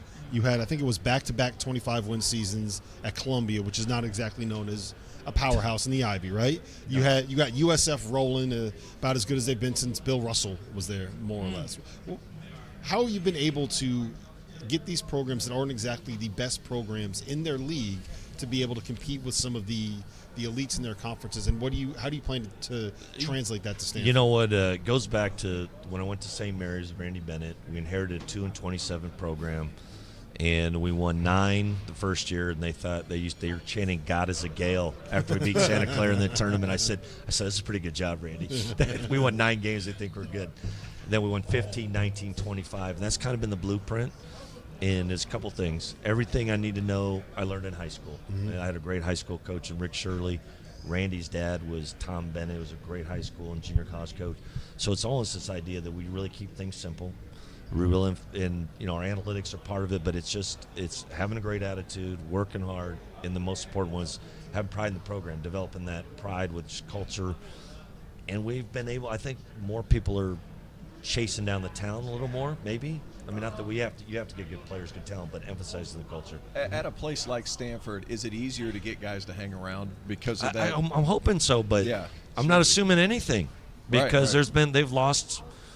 This is sad, but one of the guys, he goes, "Man, I'm just tired of Stanford." I said, "Hold on, let me record that. You'll hate yourself 10 years from now." Right. Yeah. This is about as good as it gets, but it's just part of it. I read this, reading the Blue Ribbon yearbook. 3 undergraduate transfers that you took, that had never happened at Stanford. Ever. No, I know. No, 4 actually. 4. But you know what? I think maybe admissions, they were good students, and that's and kind of when you lose guys, you never lost guys at Stanford, and having to try to balance your class. Well, one's from Duke, one's from Harvard, one's from UC Irvine, one's from USC. He's the bad student. No, I mean, SC's a good school. Don't I want to ask you about this big picture thought, because you can speak to this better than any of us here at this table. Like, it's human nature to see news cycle in, and let's face it, your previous school, like a year ago, we were thinking, what's going to happen with Washington State and Oregon State, and now it looks like, okay, things are going to be okay. What was your reaction to the news of Gonzaga and San Diego State and all this happening now?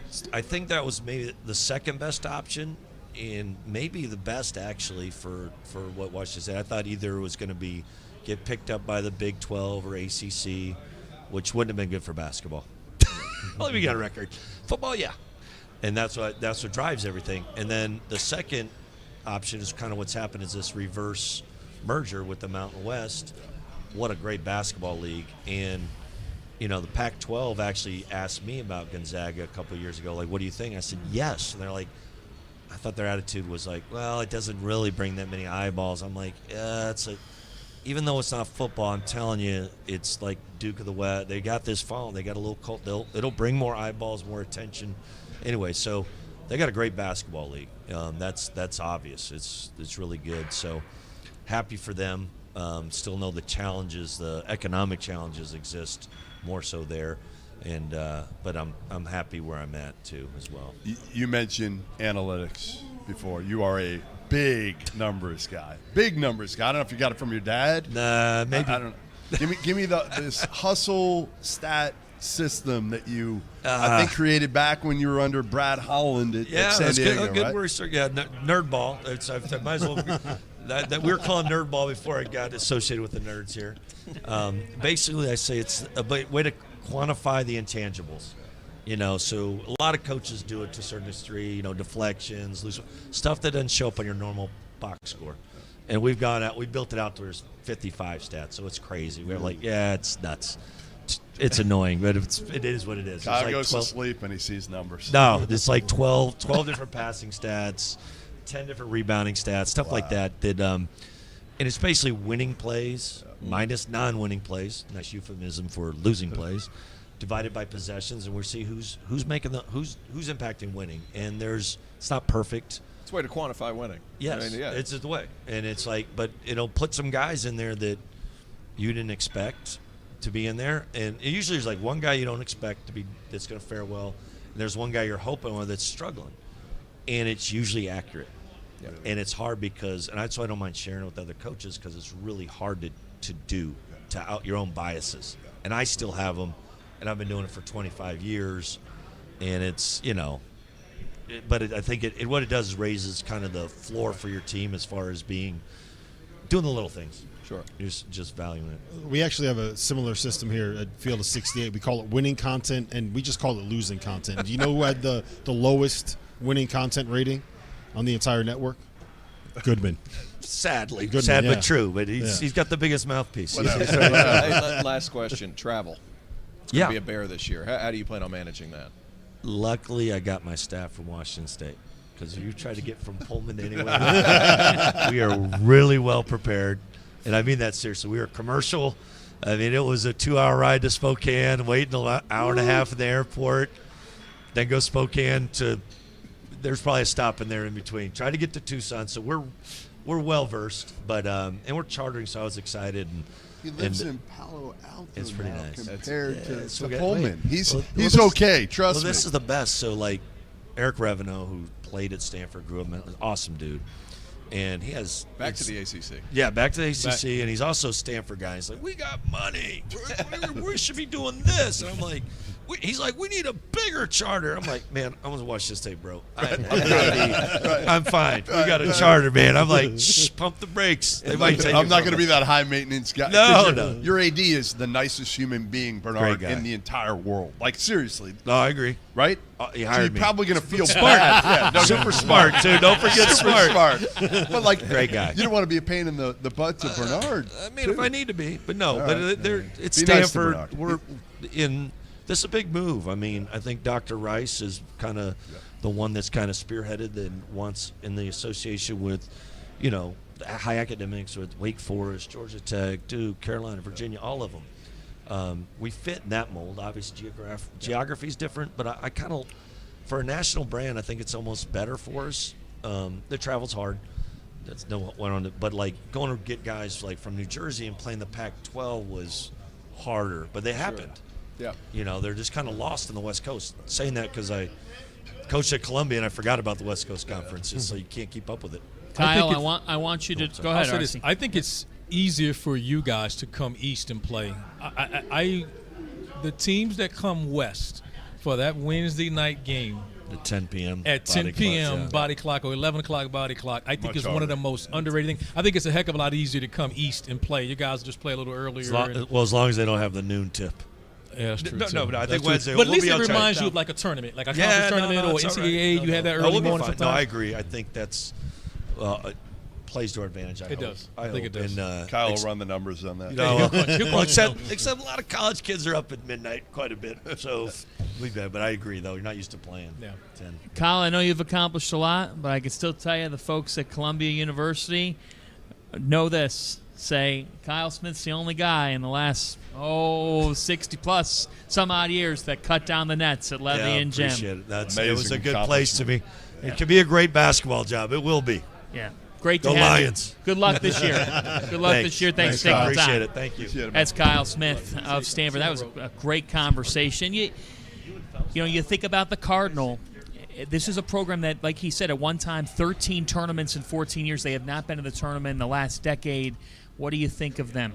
I used to go to those games. Again, I'm an Arizona guy. Yeah. I used to go when they had the Lopez twins. What was it like? Oh, that gym was unbelievable. I'm old enough to remember all those guys. It was so good, and I'd love to be able to go back. And I think, obviously, again, you need a little luck at Stanford, right? Trent Johnson had it with the Lopez twins. They were in the area, kept them kind of close to home. I don't know if you're going to see that again, but what I do think is, as you guys said, being a little bit more lax with some of the transfers. If you're not, I just don't know if you have much of a shot at being able to. Again, everybody's got a major advantage, and they don't care as much. They don't live and die. One thing I did hear. Stanford doesn't live and die about football or basketball. Yeah, but one thing I've heard from like guys in the Ivy League and guys at Yale, and when Harvard had it rolling, was that sometimes it's easier because the pool of guys that you can actually target are a little bit smaller, so you can localize what you're doing. Well, let's welcome in Maxime Raynaud and Jaylen Blakes, the Duke transfer of the Stanford Cardinal, now coming in. It looks weird seeing him in a Stanford uniform.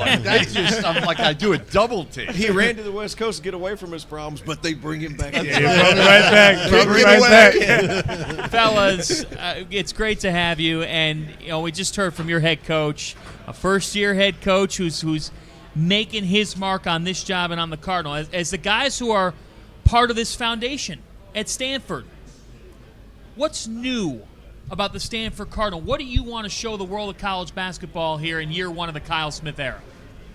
Go ahead. Oh, I got it first? Well, I hope he would get it. He was at Stanford.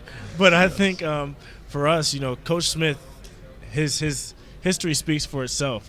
Where he's been, what he's done with the programs that he's been. I think for us, we're going to be another example of that. I think we can surprise a lot of people. We obviously have a great group of guys who stayed, but also we have a lot of new guys, transfers and freshmen who are well equipped to handle what the ACC has to offer, and I think that will surprise a lot of people just based off our chemistry and what Coach Smith is instilling in us and that culture. Yeah, no, 100%. And to double down on that, I think Coach is coming in was like a tough mentality. I think he wants us to play harder. He wants us to be more physical, and I feel like that matches with the ACC way of playing more than the Pac-12 at least. So I think we're gonna do well, and I think for me at least, that's my last year at Stanford. That's my last year of college basketball, and I hope I'll be able to lay the foundation to what the program is gonna turn into in the next couple of years. So yeah. Max, I was going to bring a chess board here for you, but I didn't want to get my butt kicked by you.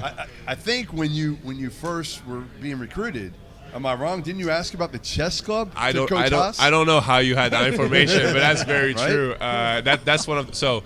I was recruited over Zoom basically because it was COVID. I was in France. It was kind of complicated, but I don't know, one of the first questions I asked, I was like, is there a chess club at Stanford? Which makes no sense now that I think about it. He was scared. He was I don't know what I thought I was saying. Like, he told me a couple years later, he was like, yeah, I don't know if you're a right fit for us after he told me that. But look, basketball turned out well. I still like chess. I still play a little bit. We actually have the CEO of chess.com, who's like the biggest like chess website in the world right now, coming to Stanford in a couple of weeks. So yeah, I'm excited about that, aren't you? I mean, I'm excited, and I feel like even like Harrison Ingram, who was at Stanford, went to UNC, is also like a big chess player now.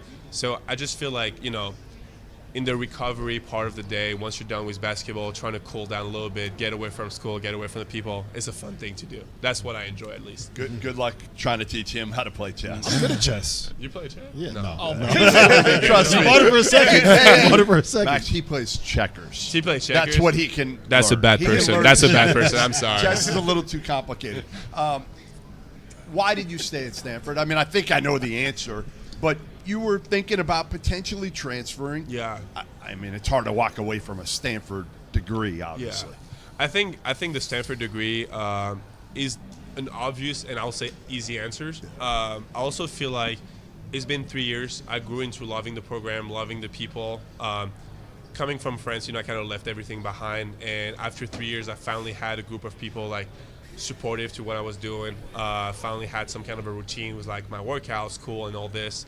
And I wasn't really to like give it up yet. I think I really wanted to like close this chapter of my life, end the 4 years, you know, like that's what I'm about too. I don't want to like quit things midway. I really wanted to go like all in, and I think that's the main reason why I came back. Yeah. Jaylen, give me some of the similarities between Duke and Stanford, some of the differences. What has stood out to you? I mean, obviously two academic institutions. What have you seen? Yeah, I think, you know, both great programs, both great institutions, surrounded by great people. Also, I'm glad that you stayed, Maxime. I think, you know. I'm glad you committed. But I think that, you know, I can use a lot of my experiences from Duke and bring them over here. You know, Duke is, in my time there, we made it to a Final Four, made it to an Elite Eight, won an ACC championship, and just bringing that culture over to Stanford and these guys here, just being in the ACC for 3 years. I'm allowed to. I know a couple of teams. I know a couple of players, a couple of familiar faces. But I think, you know, just understanding that every game is going to be a war, and I think just Stanford just being itself has just been great. You know, they're both great experiences. Coach was on here before, Jaylen, and he called you a bulldog. All right, what do you think you can bring this program as a player, and what are we going to see from you now that you're going to be able to be in a little bit of a bigger role at Stanford? Yeah, I'm glad Coach called me a bulldog. Before he called me a bowling ball. He didn't tell you that part, but I think, you know, that's just a compliment. I think for me, just being the head of the defense, I think for me, you know, obviously Max is the back line, but maybe making sure to put pressure on the ball. And I think offensively, just continue to grow into my role confidence-wise. You know, make Maxime's life a lot easier offensively. Get him a couple open shots. You know, get him a couple touches. But I think just being a leader. I think, you know, the experience that I have, both of us as seniors, we've seen a lot.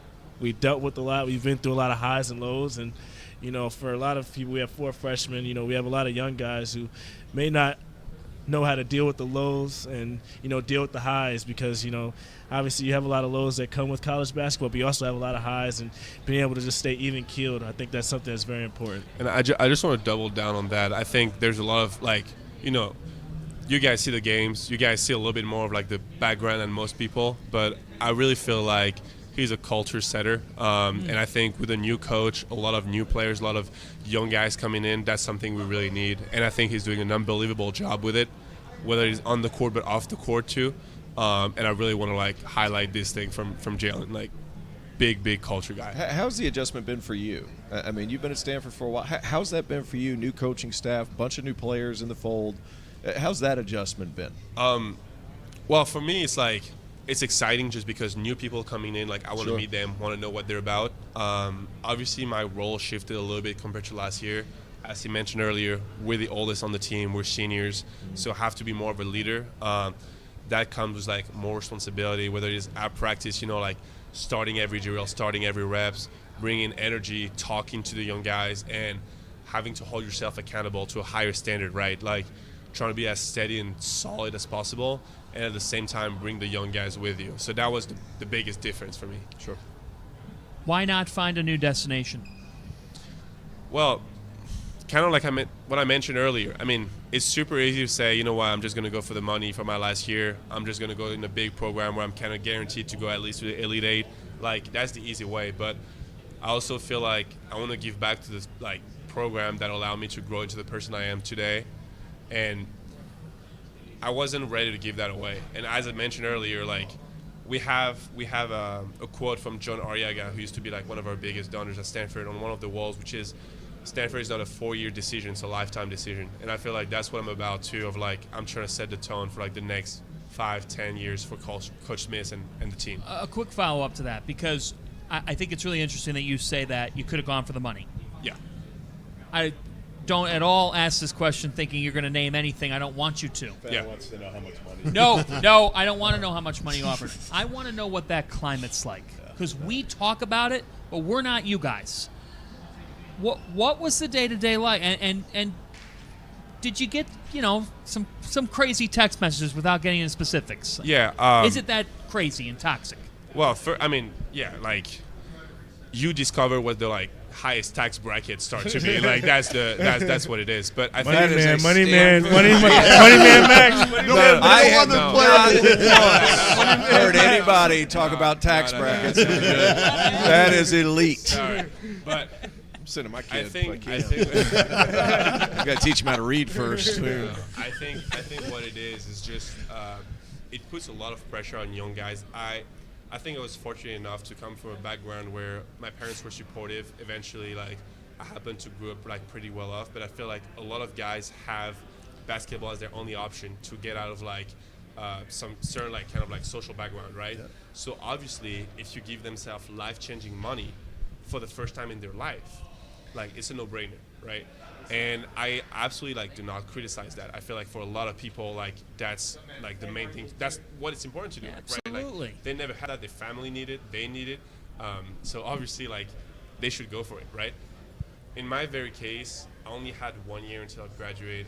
I had a good structure already. I did not necessarily mean that like short-term money, if I may say. So the money was not even a question. But beyond that, I feel like I'm still attached to the college culture, where you should also go to college because you love this institution. You want to have an experience with amazing people. Like, I just found out this guy's my twin. We're born the same day.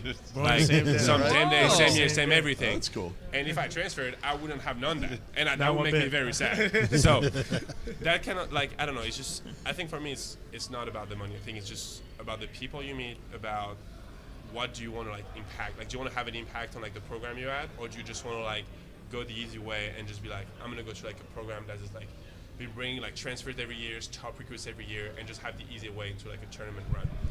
That's not what I'm about. Well, drop the mic. Well, right? I know. That's a great story. But you said, I'm glad I asked you. You said you didn't want to transfer to a program that was going to go to an Elite Eight at minimum. What program is that? It's going to Elite Eights every year. I mean, like, you know. Guaranteed to make an Elite Eight. I think, you know, they're like, where's the ACC thing? There are a lot of, like, you know, you'll recognize some of them. I think it's, I don't criticize them. I really feel like they're doing a great job. People are They want you. Who wouldn't want him? Who wouldn't want him? Chill. Right. But I think it will be, if I would be happier winning against them with Stanford, with the new guys, with Coach Smith, than anything else. No shame on Duke. I think a Duke UNC matchup is what everybody like to watch on TV. But I feel like if we can win those games, that would mean much more for me. I got one for you. Agree. You played with Victor Wembanyama when you were growing up yeah. in Paris. Yeah. You were how old? What were you, about 14? Yeah, 14, 15. Something like that? Yeah. All right, so tell me what your thoughts were of him then, and now what you saw of him as a rookie and how dominant he's become. Well, to be very honest, everybody in France knew that he was going to be a top pick just because he was always the best player in our generation. Like, not even close since we were like 13, 12, whatever. The level of domination he's put in last year during the Olympics too with our national team, I was not expecting that this fast. But we for sure had a very high expectation from him, and he already like exceeded them. So I'm rooting for him every day. I really hope he's going to have an even better season this year. Did you know him as a kid? Like, yeah, did you get it? So the way it worked was, I was playing for my club. He was playing for his club. What was your club? You're in Paris. So I was playing Charenton, which is like right outside of Paris. You were playing for Nanterre. Yep. We played each other in like the national finals, under 15. Played together, European Championship, under 16. Won silver medal. Then I joined his club, played a little bit with him. I played with him over the summer for the Olympics. I was on the select team, like French select team. Eventually he made the team. I came back to Stanford. But he's just like a model when it comes to like work ethic. He lives basketball, sleep basketball, eat basketball. Like that's all he does. He's got a routine, right? He more than a routine. Like his life is about basketball, and I think that's why I think everything he has is well deserved. Is that he worked for it. Like every single second of his life is oriented towards performance. And humble. So humble. I mean, you see him. I Right? know. But like, you've seen it close up. That's what I'm saying. Like he's like treating everybody with so much respect. Doesn't think he's above anyone. And I think that's what makes him good too. Is that he's so humble that he knows he needs to like outwork people to get better, and to be better than them. And in his daily life, like his family is amazing. Like his sister, his brother, his parents, amazing people. Treats everybody with great level of respect. He's an interesting kid too. Like very curious. Like love to learn about stuff. I mean, just like the golden kid. Like I mean, like you can't ask anything more about it. Yeah. No, you're pretty close. Yeah. I'll say that. You're pretty close, my man. Yeah, I was gonna say, do we need to ask Jaylen any more questions? You just kind of said, I feel bad. I feel bad, but I feel like we know Jaylen. Like it's a little I've been around for so long. We got to get Maxime a podcast on Field of 68. I'll tell you that. Yeah. We're gonna seriously. What? I'll pull up. No, you're in. You're in. If you want to do it, man, you're in. You can co-host instead of him. Absolutely. Fellas, we got you, man. We'll talk very, chess. very impressive. Yeah. Not that we wouldn't be because you're wearing Stanford uniforms, but we all love this sport, and the fact that you would open up like that to us means a lot. So thanks for taking the time. Getting playing time now. Yeah. We can't wait to see it. We can't wait to see an expanded role. Really good to have you guys here. Thank you so much. Thank you for your time, guys. I hope you guys have a good day. And I'm gonna practice my chess. All right? I'm gonna practice. Have you played chess? Yes, I play chess. You haven't not played often, chess. but I can play chess. Terrence, It's been a while. All right, it's been a while. I can honestly say I've never played chess. No. I used to play as a kid. So I a mean, that's video long of me time ago. playing Downster with us two having never played it. Oh, we got a little picture let's do action it. here Behind us, with behind the us. old. Yeah. This is going to get developed at Walgreens. We got the old, the old school. Here we go. Yeah. That's what I'm talking about here. Thanks, fellas. Thank you. Have a great year. The Stanford Cardinal in the house and making their winning. Undefeated. Ladies and gentlemen, the Stanford Cardinal are ACC Media Day champions. That's the quote of the year, Kyle Smith. We're winning Media Day. You have it. I tell you what, hey, Kyle Smith put Washington State on the national map. He could do it. Listen, again, he could do it. If interviews It's were gonna points. Take a little bit of luck, and they got Max back, which was huge, right? They forked over some NIL to him. The question is, again, I get back to, how much does Stanford care about big-time athletics? I do. How much do they care? I agree. I think the big question for them is, or not even a big question, this is more of a statement, but I think at a place like Stanford, it's going to take a little bit longer because you have to get a certain type of kid. Yeah.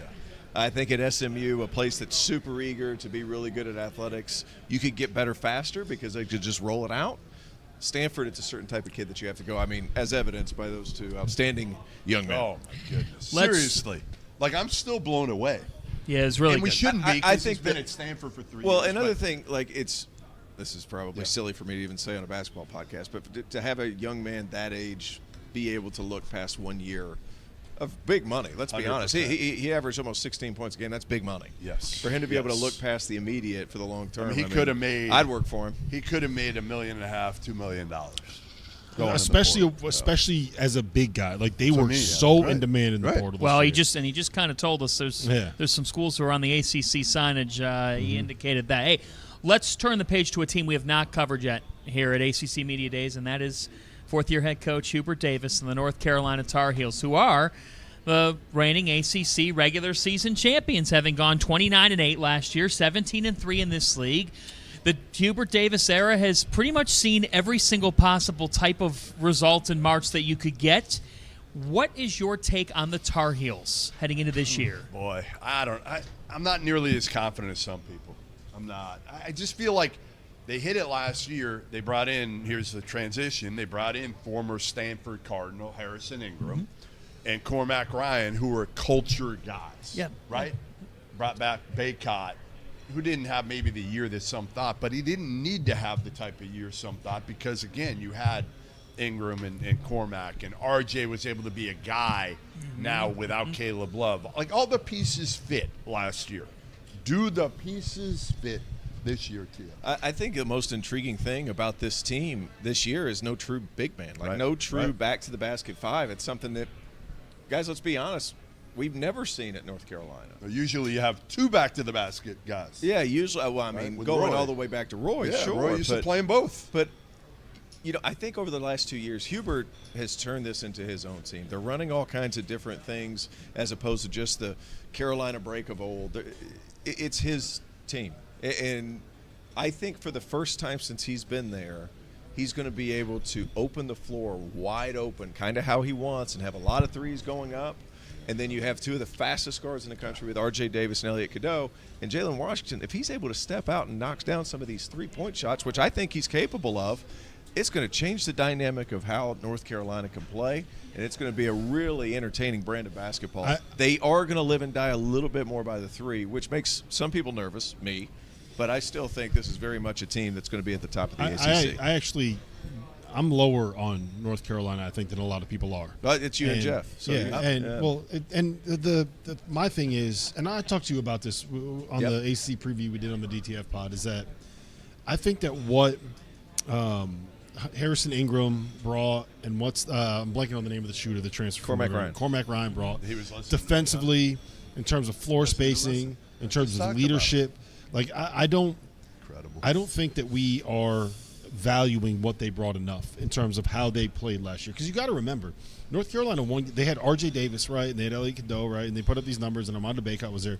But they won games with their defense. They were a top 10 defense nationally, and you lost like the versatile wing pieces. You lost the guy who was better than anybody else in college basketball at ending possessions by grabbing defensive rebounds. And I just don't think that when you take away that defensive solidity and you're building a team around a group that has two smaller point guards that aren't necessarily known for being able to get out and make life miserable for other guards, right? That can be, in R.J. Davis, in his case, a little bit volatile sometimes, right? Like, he could get you 40. He could also has nights where he goes like 2 for 14. That happens. Is R.J. Davis the best guard in college basketball?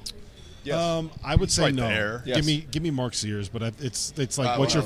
I think that's 1A and 1B. Yeah, it's like what's your favorite flavor of ice cream? Like, they're all good, you know.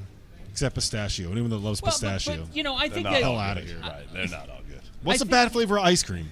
I don't like strawberry. You just said pistachio. What? I don't like strawberry. How? I don't like strawberry ice cream. But it's not a bad flavor. You just don't like it. Right. It's not a bad. There is no bad flavor of ice cream. No, there's not. I mean, I don't like mint. Hey, I'm not a big mint fan either. And I know that I love mint chocolate chip. I know that you don't like orange sherbet. And Rocky Road can be. It was a joke. I love orange. I love the color. It was a joke. I love the flavor. I love it all. You like Clemson? I look good in it. You like Clemson? Yeah, I love Clemson. You love, and so do you. That I do. Tell me I wouldn't look good in orange.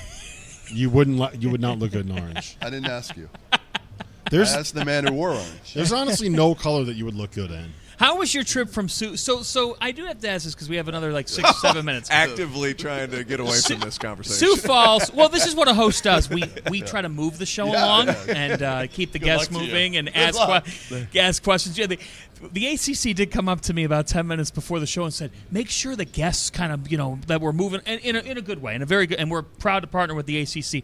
But I looked at them, I said, do you know who's on the show today? I mean, how was Sioux Falls and how was the trip? I mean, we were in Sioux Falls for, honestly, like 14 hours, and we slept for 8 of them. Yeah. I mean, we landed 2 nights ago. We did Monday, 8:10 in D.C. You can't get to Sioux Falls easy, so we had to connect. And we got to Sioux Falls at about 11 o'clock at night on Monday night. Woke up, Doster was late getting down there, of course. And we get over there and did the show, which was awesome.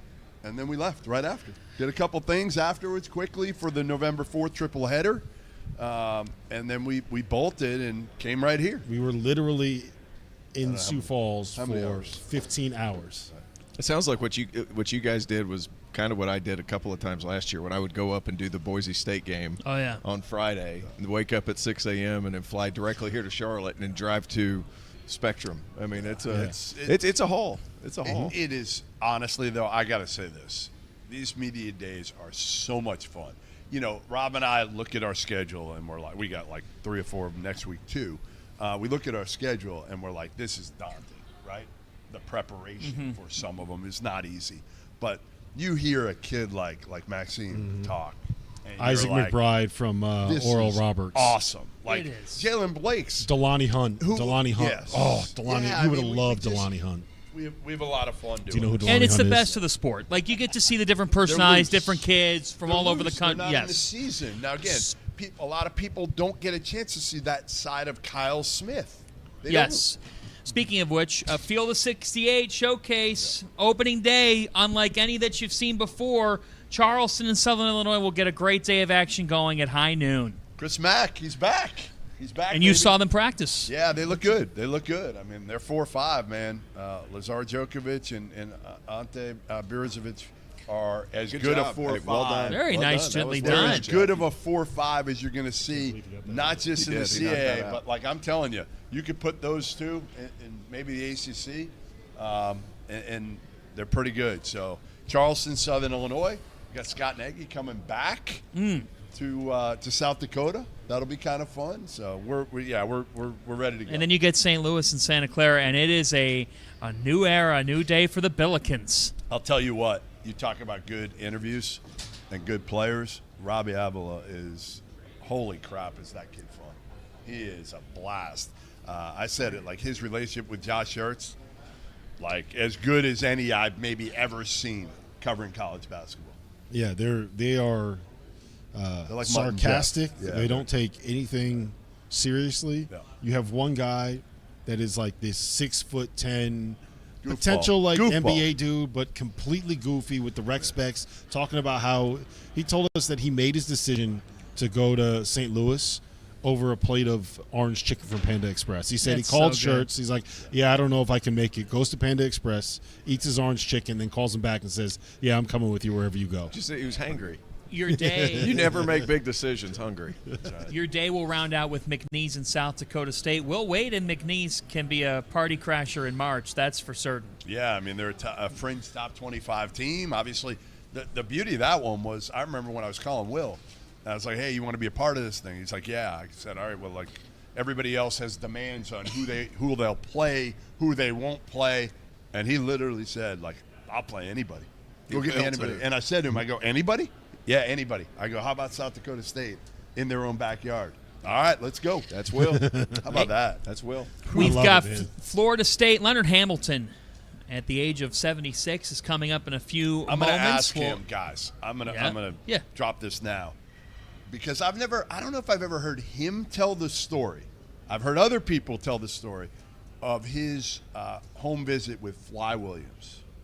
I think it's one of those. Have you heard about this ever? Have you never heard about it? Fly Williams, was like Kentucky, from right? Yeah, when he No, was he an was- assistant. When he was assistant Yeah. at Austin Peay. That's right. Yeah. And he's the greatest player in the history of Austin. Peay, Correct. Fly Williams. You've never heard this story. I've never All heard- right. okay. Have you heard this No. story? I know who No, Fly I can't Williams wait to is. hear I've it. never heard the story. I believe I've Just heard call it. the tease. I believe I've This heard it, story is tremendous. Again, you're not gonna want to miss this. Listen to story that from tease. Hunter. Yeah, that's a hell of a tease right Well there done from with you. your teases. He's been We'll hear working on from those. Florida State. We'll hear from Kevin Keatts and NC Hell, State. I have to listen to him do teases. So. Jon Scheyer will join us at 4:15 Eastern Time. Terrence Oglesby, while we have a moment, Yep. who's your ACC dark horse? I have to, you look around the league. I think my dark horse is Notre Dame, and what Micah Shrewsbury is able to do. We knew when he was at Penn State, like terrific X's and O's coach. He's got all this experience. I mean, he was with Payne at Purdue. He was with the Boston Celtics for a while. He goes to Penn State. And I'll never forget the game. It was ACC Big Ten Challenge, the last year of it. They go down to Clemson, And it was like that last 2 minutes of the game between him and Brownell going back and forth, drawing up ATOs. It was elite level stuff. Now he leaves Penn State. He goes to Notre Dame. He's crushing it on the recruiting trail. That doesn't matter for this year. But for this year, bringing back a lot of the really good players and then adding solid pieces to what they already have, some outside shooting, some older bodies, I think that Notre Dame is going to be really good. And if Pat Kelsey's not ACC Coach of the Year, I think it's going to end up being Micah Shrewsbury. Yeah. NC State. Okay, tell me why. For a couple of reasons. I like the veteran backcourt they got coming back, and we're about to sit with Leonard Hamilton here. But Brandon Huntley Hatfield. Leonard. That's the biggest reason why. Like a coach. What's up? Once upon a time. Yeah, once upon a time. Leonard Hamilton joining us now. How you doing, man? Coach, it is great to have you here with us. And because he, as you take a seat, because he just teased it to us, we're excited. You can sit wherever you'd like, Leonard. It's your world. We're just living in it. Yeah, that's right. Coach, to say? Before we talk to you about your group this upcoming year, he just teased all the viewers. Jeff Goodman has a story, a question as Kevin Keatts passes by. The head coach at NC State will join us in a little while. Jeff, what's your question for Coach Hamilton? So I don't know if I've ever heard you tell this story. Grab the mic. I don't want people to miss this. Because I did tease this story. I've heard it from other people. I've never heard you tell the Fly Williams home visit story. None of these guys have heard it, period. They don't know what I'm talking about. Can you tell this story, like one of the greatest stories I've ever heard? And there are some great ones, some great in-home stories. Well, in reality, I was 23 years old. My first, I was a graduate assistant at Austin Peay. And the full-time assistant coach became ill at Christmas and had to resign. So now I'm the only coach that the coach has, and I'm a graduate assistant, married with a kid, and adopted a brother. And so now we go through the year. The head coach is on one end teaching his drills. I'm on the other end teaching mine. So I had to grow up real fast. Sure. So now it comes in the spring, and I asked the coach would he let me go on the road recruiting. I had never been to New York in my life. So he gave me some money and said, go. So, he had never been to New York, neither have I. Neither had I. So we didn't know I didn't know what I was doing. I heard there was a tournament in New York City Community College. And I know that's where I wanted to go because they say them players in New York were good. I go to the airport, I pull in and I said to the Avis rent a car, I'd like to rent a car. She said, driver license and credit card. Well, I had never heard of a credit card. I'm 23 years old. I'm still wearing college clothes, so I don't know anything about a credit card. Didn't know I had. I said I have cash, and that didn't work. Okay, so then I went and caught a taxi, and the mistake I made take me to an inexpensive hotel near New York City Community College. That was a bad word. Okay. So now I go to this hotel. It had radiators, straw mattresses, straw pillows, and so. But I don't have time to worry about it because I got to hurry up and get over to New York City Community College. So I go there, and everybody's talking about these kids. If I remember correctly, Fogel might have been in the game, and it might have been the guy who went to Guilford, Lord Free, was in the game. And so now I'm mesmerized. And so I figured out who was controlling knowledge of the players. And I asked this gentleman, I said, can you tell me where the bathroom is? And he said, go, make the turn. So I said, can you show me? And as soon as I got him outside from the other coaches, I said, look, sir, can you please make arrangement for me to meet this young man y'all talked about coming in? And it was Fly Williams. And so he said, well, if you recruit his buddy, you might have a chance. So what happened was the guys felt so sorry for me when I told them when the hotel I was staying in, one of the coaches told me go get my money back, and he let me stay with him. Really? But I was downtown in New York. I had never been on a subway. So the guy had told me to take the L to the something and walk over to this and go, and I'm lost as hell in New York trying to figure out how I'm supposed to get to Central Park. I'm an hour and a half late getting to Central Park, and as I come out of the train, the gentleman and Danny Odoms, who had gone to school up in Connecticut, was walking by. They tired of waiting on me. So I visited with him for 15 minutes and asked him would he be interested in coming to visit. He said yes. So now I'm walking around New York all day until 7 o'clock. I'm supposed to supposed to be getting home at 7. I go to his home. He's not there at 7. He wasn't there at 8. He wasn't there at 9. The gentleman said, I got to go. So now I'm over wherever I am. I don't know where I am. I sure don't want to leave. So now I'm stuck with the mother, just me and her. She don't know who I am. She just met me. And I'm in New York and do not want to leave the house. Right. So about 12:30, she had to go use the bathroom. So I turned the clock back to 10:30, so she wouldn't know what time it was. And then, and literally, what happened? So we talked about North Carolina. We talked about fishing. We talked about chicken. We talked about everything I could think of. It's about 6:30, and the sun is coming up. 6:30. Yeah, 6:30 in the morning. The whole night. Yes, and so the storm's coming up. She went to the bathroom. I pulled the shades down and closed the curtain so she would not know that the sun was coming up. And about 7:15, Fly walked in. And so she went to bed, and it was me and Fly, and we hit it off. And that's a really true story. And it turns out to be the best player in Austin Peay history. Yeah. You have no idea. I can't describe to you how talented he was. Yeah. He scored 51 twice as a freshman. This guy, for My jaw's you guys on have the all floor, I'm heard sorry. this. You guys have all heard this. Me say this over the years, but when you talk about the greatest recruiters of all time, and obviously what you've done as a head coach speaks for itself, but greatest recruiters of all time, this dude's somewhere in the top three. Got to be. Well, you know. And everybody will say it. Like, you instilled fear. When you would walk into gyms, coaches would be like, oh, shit. Well, I came in the era where you couldn't let nobody outwork you. I mean, in other words, and you had to be creative. Yes, I'm in Austin Peay. There's no creativity 23 years anymore. old. Yeah. Right. You know, and what do I know?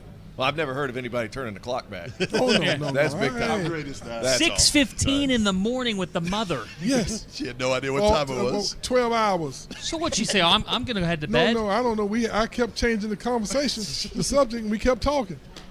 And I waited all night, literally. So good. We So talked good. all night long. All right, let's get to your team. Hold on. Hold on. Yeah, go This ahead, is all. Tim. This Go is ahead, all Tim. true. So Yeah. a couple of years ago, we're in Houston. I run into you at the airport, and I asked Coach. I was like, Coach, you got any plans this summer?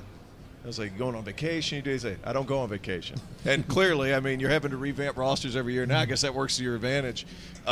Moving on to your team, how do you feel about some of these new guys coming into the fold? What do you look forward to in coaching these young men, and what can we expect from the Seminoles? I didn't think very much of the portal a year or so ago.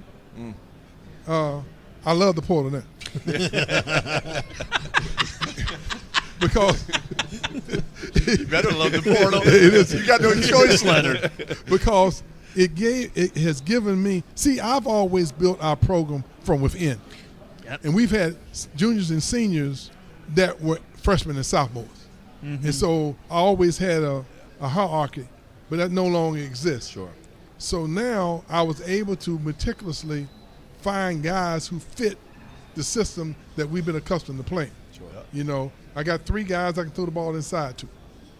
I got much better perimeter shooting. You know, and the quality of our depth has improved. You know, I can play 10, 11 guys and not lose very much. And so we back the kind of, now the challenge is how do you bring 9 new players into a system with only 1 junior on the team and be ready to play and be efficient on November the 4th. It's a little bit more of a challenge for all of us, and I know most coaches are finding it somewhat difficult to get everybody playing in sync with the way we play. You know, we more read and react offense as opposed to running set plays. So every time the ball moves, a guy got 3 or 4 decisions, he got to make it in 0.5 seconds. You know, do I kick it ahead? Do I use the ball screen? Is he slipping? Do I turn the screen down? Do I have throwback? Are they squeezing from the strong side? Are they squeezing from the – you got all those decisions to make. And when you're coming out of high school, I have 5 high school guys, 3 portal guys, and National Junior College Player of the Year. So when you're coming out of a system where you've been the man, in order for your team to be system, now you got to be one of the men. It's a big adjustment within itself. Yeah. And it takes time, and you don't have a lot of time. No, you don't have a lot of time. So I'm hoping that we have found the right formula, that we're making the rest adjustments so that we all can be on the same page come November the 4th. So Jamir entered the portal, comes back from the portal. How important was it to have a guy that can help teach these new players all of the stuff, all the principles of your system, your defense, all that? He has a lot of experience. He's a second-year player. Okay, but Jamir, he went from averaging 9 points a game at VCU to 15 with us. So he's my most experienced, consistent player coming back. Taylor Bowen and Chandler Jackson are my 2 other experienced players. Barely played. And so these other guys now have to learn to adjust. And when you are the man, and you got to go out and get 20 or 25 points for your team and win every night, you have to pace yourself in order to sustain your effort for long periods of time. Well, that's not what we do. And so that's a big adjustment from those guys, cutting hard every possession, picking up 94 feet, trying to score in the first 6 seconds, moving. So it's been extremely challenging for us as a staff to make sure that we're prepared and with so many new guys, and then let's figure out how we take advantage of everybody's skill set. You've got a freshman in Daquan Davis. Yes. Out of Overtime Elite. Yes. And I noticed when you signed him, you said intense competitor. Yes. How much do you see that day in, day out? Well, I need to elevate that. If there's a word higher than intense and competitive, y'all need to help me with that. I mean, because he's only 6 foot, but he'll fight an elephant. I mean, he's a guy who he's been kind of nursing a little minor injury, and he's diving on the floor and more than anybody on the team. He's just a guy who is extremely competitive, along with A.J. Swinson. I mean, those guys, they coming in as freshmen with the demeanor that we like. We feel like mentally, emotionally, they don't have to make much of adjustment. All right, you're 76. 76. It's crazy. You look. I mean, again, you hear it all the time. You hear it all the time, don't you? No, not really, because I don't pay any attention to it. I don't. Well, adjust. now he's paying attention. Yeah. Go ahead. Anyway, 10 years ago, somebody came in and gave an interview in my office. They said, "How much longer you gonna get this? You gonna do this?" I said, "What the hell are you talking about? I don't fish. I don't hunt. I don't play golf. Right, you don't go on vacation. I mean, supposedly That's what he does. he cooks well. He says he cooks the best ribs, supposedly, but nobody's seen it. I'm the best male cook east of the Mississippi. But nobody's seen this. Stan Jones says, I hear it, but I've never seen it. Well, to be honest with you, I don't have time to cook. But now I make casserole. Man, you see enough of Stan anyway. Where it's hey, listen, I make enough. I do make casseroles for my team. Bar none, I make the best macaroni and cheese in the world, not the United States. Bar none. I'm talking in the world. Yes, I'm bar none. Is that why Jamir's Just back? ask my players when you see them about my macaroni and cheese. They're coming in there next. Is this like a tactic? You give them some mac and cheese and then you just... No. And I have, and occasionally I'm able to make it. I'll make 3 catering trays of macaroni and cheese, and I make another dish called corn pudding. Oh, it's good. Yes. That sounds good. And you asked them about my That corn sounds pudding and my good. macaroni and cheese. Give me a quick answer on this one. We only got a minute or so, but again, what I was getting at was, hey, listen, everything's changed over the last year or two, and I know what you're about. I know what you stand for. I know how you were about NIL early, even, and education, how much it means to you for these kids. How much longer do you think you want to do this with all these changes that have happened in the last year or so? But see, I've always had to adjust. Yeah. See, I came through segregation. Yeah. I had to adjust. Yeah. Okay, and if I worry about making adjustments, I'll still be drinking at the colored water fountain. Okay, so the changes don't bother me. Yeah. You got to make them. If you sit around and make excuses about you don't like this, you don't like this, you do less about making progress. So I have whatever the rules and regulations are, whatever they do, I just wish that we were a little bit, as coaches, we were a little bit more involved in the decision-making process. Like, for instance, 100%. The thing that they're moving to is, I think, some type of evaluation on the NIL thing where they're going to have a rating system, something like that. Now, if we have to go by that, then Devin Vassell's would not have been very valued. Malik Beasley wouldn't have been valued. Terrence Mann wouldn't have high value. So how are you going to evaluate with a scale or how are you going to do that?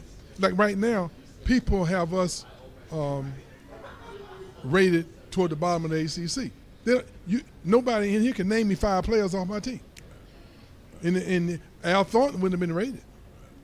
So my point to you, but nobody's held accountable for that. So I think that I do have some questions that concern me moving forward. Rightfully so. I would love to have a convention that all the basketball coaches could attend. So before we welcome in Taylor alongside Jamir Watkins, Jamir, pick up that microphone. Is it true that Coach Hamilton makes some mean mac and cheese? The best in the world? Yeah. He said that's what he's saying. Best in the world. Every time we go to a tailgate, we always looking for that mac and cheese. What about a good answer? Corn pudding? Yeah. Corn pudding? Jamir wants that playing time. Hey, he ain't stupid. I make the best mac and cheese and corn pudding east of the Mississippi. Coach, we appreciate you. All right, buddy. Thanks so much for taking the time. One of the all-time great guys. That's one of the best interviews I've ever heard. That story about Fly Williams. I told you. Wow. Have you guys heard this story about Fly Williams when he recruited Fly Williams? Do you know who Fly Williams is? You have to ask him. When you get back, it's an all-time great, back years ago. I mean, he was as good a recruiter as there's ever been in college basketball, first of all. As good. And in-home visits were huge back then. Yep. You guys didn't do them quite as much. I mean, he probably, coaches come to Brewster Academy, but it wasn't the same. Ask him about the in-home visit story with Fly Williams back when he was at Austin. Do it on the plane. It is unbelievable. I will. So, I've anyway, got- good to see you guys. Good to see you, man. Good to see you. How you doing? I'm great, man. Yeah. I'm great. I sat down with him a couple years ago at Brewster Academy, and man, it's good to see you get the opportunity this year. For sure. And I know last year might not have gone as well as you would have liked. You probably thought you were going to come in and maybe play a little bit more. For sure. Right? But what's your kind of thought process going into this year? Because there's minutes on the table now. That. Yeah, definitely. There's definitely minutes on the table, but more importantly, I've just been focused on becoming better. Yeah. They've developed me in every aspect, off the court, on the court. I love Florida and Florida State. It's a big change coming from where I come from. The weather's a little better, isn't it? Much better. To tell me about it, though. Nothing better than when I come back from Christmas break and can take my hoodie off or something. You know what I mean? So. Yeah, weather isn't terrible in Tallahassee, that's for sure. Jamir, you entered the portal briefly, decided to come back pretty quick. I mean, you weren't in there all that often. Major role this year after averaging close to 16 points a game. Two-part, what brought you back so quickly? And where can you help lead this team at Florida State this year? After hasn't been the Florida State of old lately. Mm-hmm. We feel like you guys could get back to that spot. Where do you see your guys going? So as far as the portal stuff, just me talking to Coach Ham throughout the whole process of the draft, NBA draft combine, stuff like that.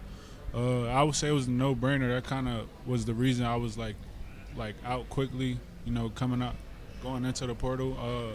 I had a no contact, so my mom was taking control of talking to the other coaches and stuff. I kind of wanted to have a clear mind going into the process, the draft process. So, and as far as me just leading this team, I feel like we got a bunch of leaders alongside with Taylor and Chandler. The 3 returners, I would say, I think we could go as far as we want to go.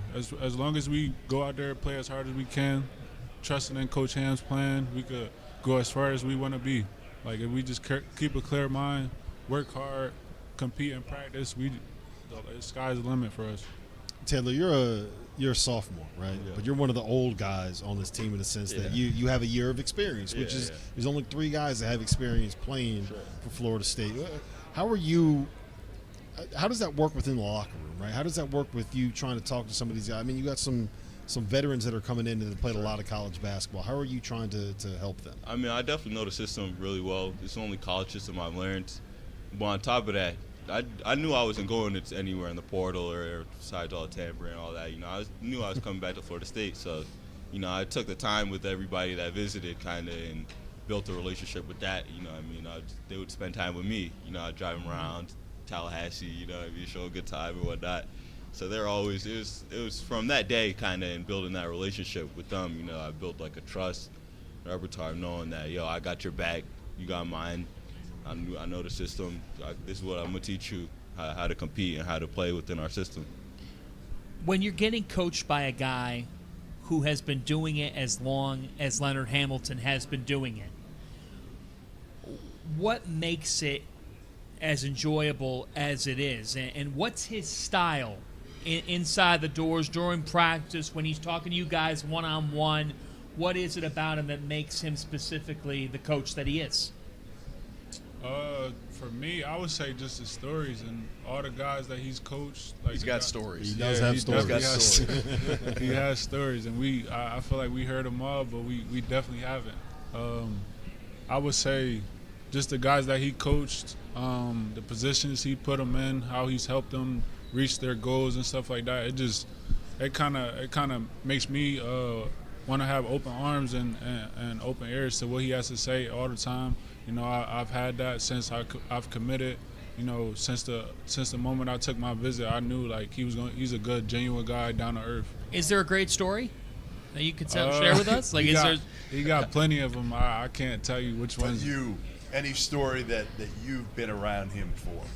A welcome to Leonard moment, if you will. Nah, we always joke. There's so many. Well, we joke he's 76, but like you look at him, you listen to him, you think he's like 56. Yeah. Right? For real, yeah. He hasn't aged at all. Nah. At all. So you went through the draft process and the portal for a minute? Is that right? What did the NBA guys tell you? What was the feedback you got of what you needed to work on? It was kind of feedback that I knew I was going to get, you know, with my numbers coming out of the year. Just me staying consistent, shooting the 3, being a consistent defender, you know, guarding the best guys, maturing my ball screen reads and stuff like that. Those were really their concerns and what they thought I could get better at. But it was nothing too major. They thought, like, if I kept my name in, I definitely was going to get drafted. But me just, you know, talking to my inner circle, coming back for another year to put myself in a way better position, you know, lead this group of guys and see how far we could get and hopefully get back to the tournament. Throughout the course over the last 15 years, Leonard's always had a guy or two that can really get into the paint just to make the defense collapse and set off rotations for the other team. Yeah. Whether it was Trent Forrest, Scotty Barnes, all these guys. Jamir, you can do it some. Mm-hmm. Sure you can. We haven't seen as much of it as we want to. You will, trust me. That's what I'm saying. Hey, I like that. Jeff knows. Yeah.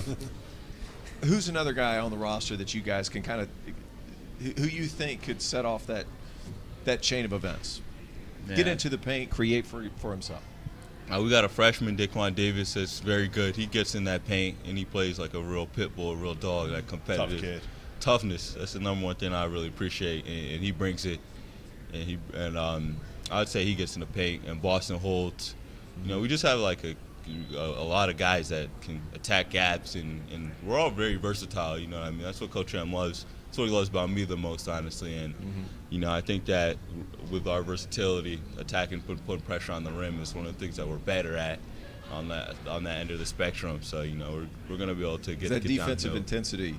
For sure, from yeah. all 5 guys. I played at Clemson. I remember every time we played Florida State, you almost had to change practice. Yeah. And you had to change what you did offensively because there's so much length, and you guys don't need help. Yeah. That's the biggest thing. Like, you guys can pressure the ball, and at the same time, you don't have to help your teammates because nobody ever gets past. So that defensive intensity is something that we could see this year coming up. I mean, you see the size difference whenever Florida State guys walk up. Yeah. Long athletic. Fellas, Right? before we let you go, how would you define this league? And what do you make when an NC State makes the Final Four and you see Duke and Clemson in the Elite Eight? Does that serve as a, hey, why not us? NC State could make that type of run in March. Why not Florida State come out of nowhere and do it? I would say it's a roller coaster league. Like, they could go either way. As far as like NC State, we beat them last year. They came down to us. We beat them, but they ended up going to the Final Four. They ended up winning the ACC. So it's kind of like, as long as you're connected, like I was talking about earlier, if you're connected off the court, like, sky's the limit for real. You could do whatever you want to do. I got one more on Malik and him coming in JUCO Player of the Year. He has some high major experience already. He's played Division I basketball before. Taylor, what have you seen out of him?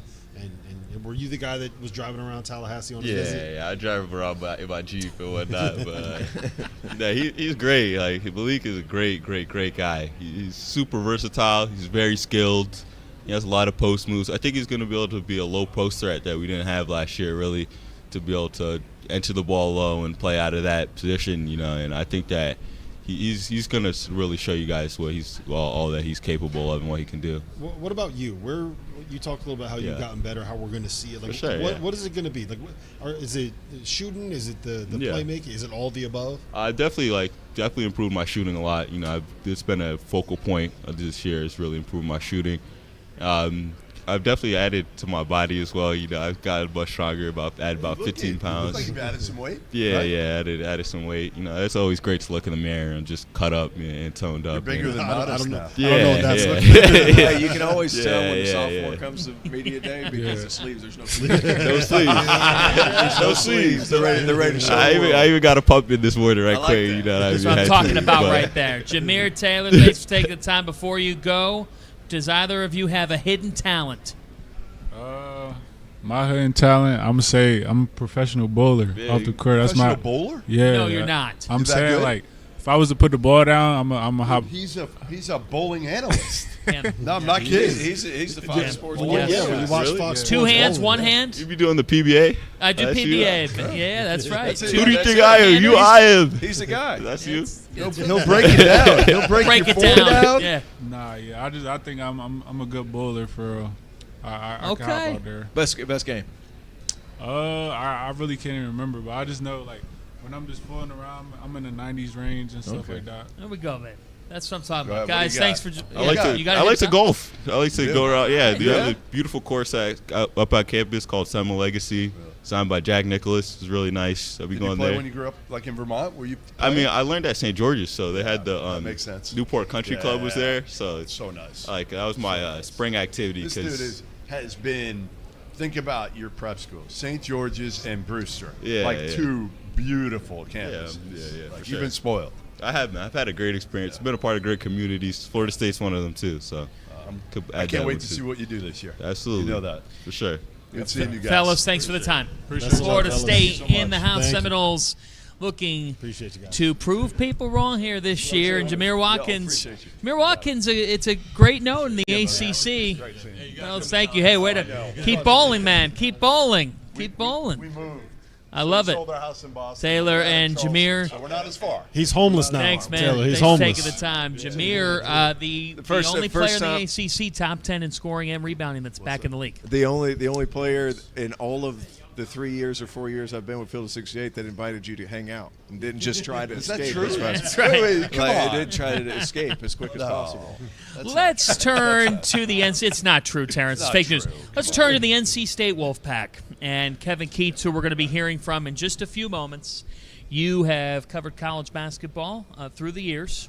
How improbable was NC State's run to an ACC title and a Final Four? Crazy. I mean, still thinking about it.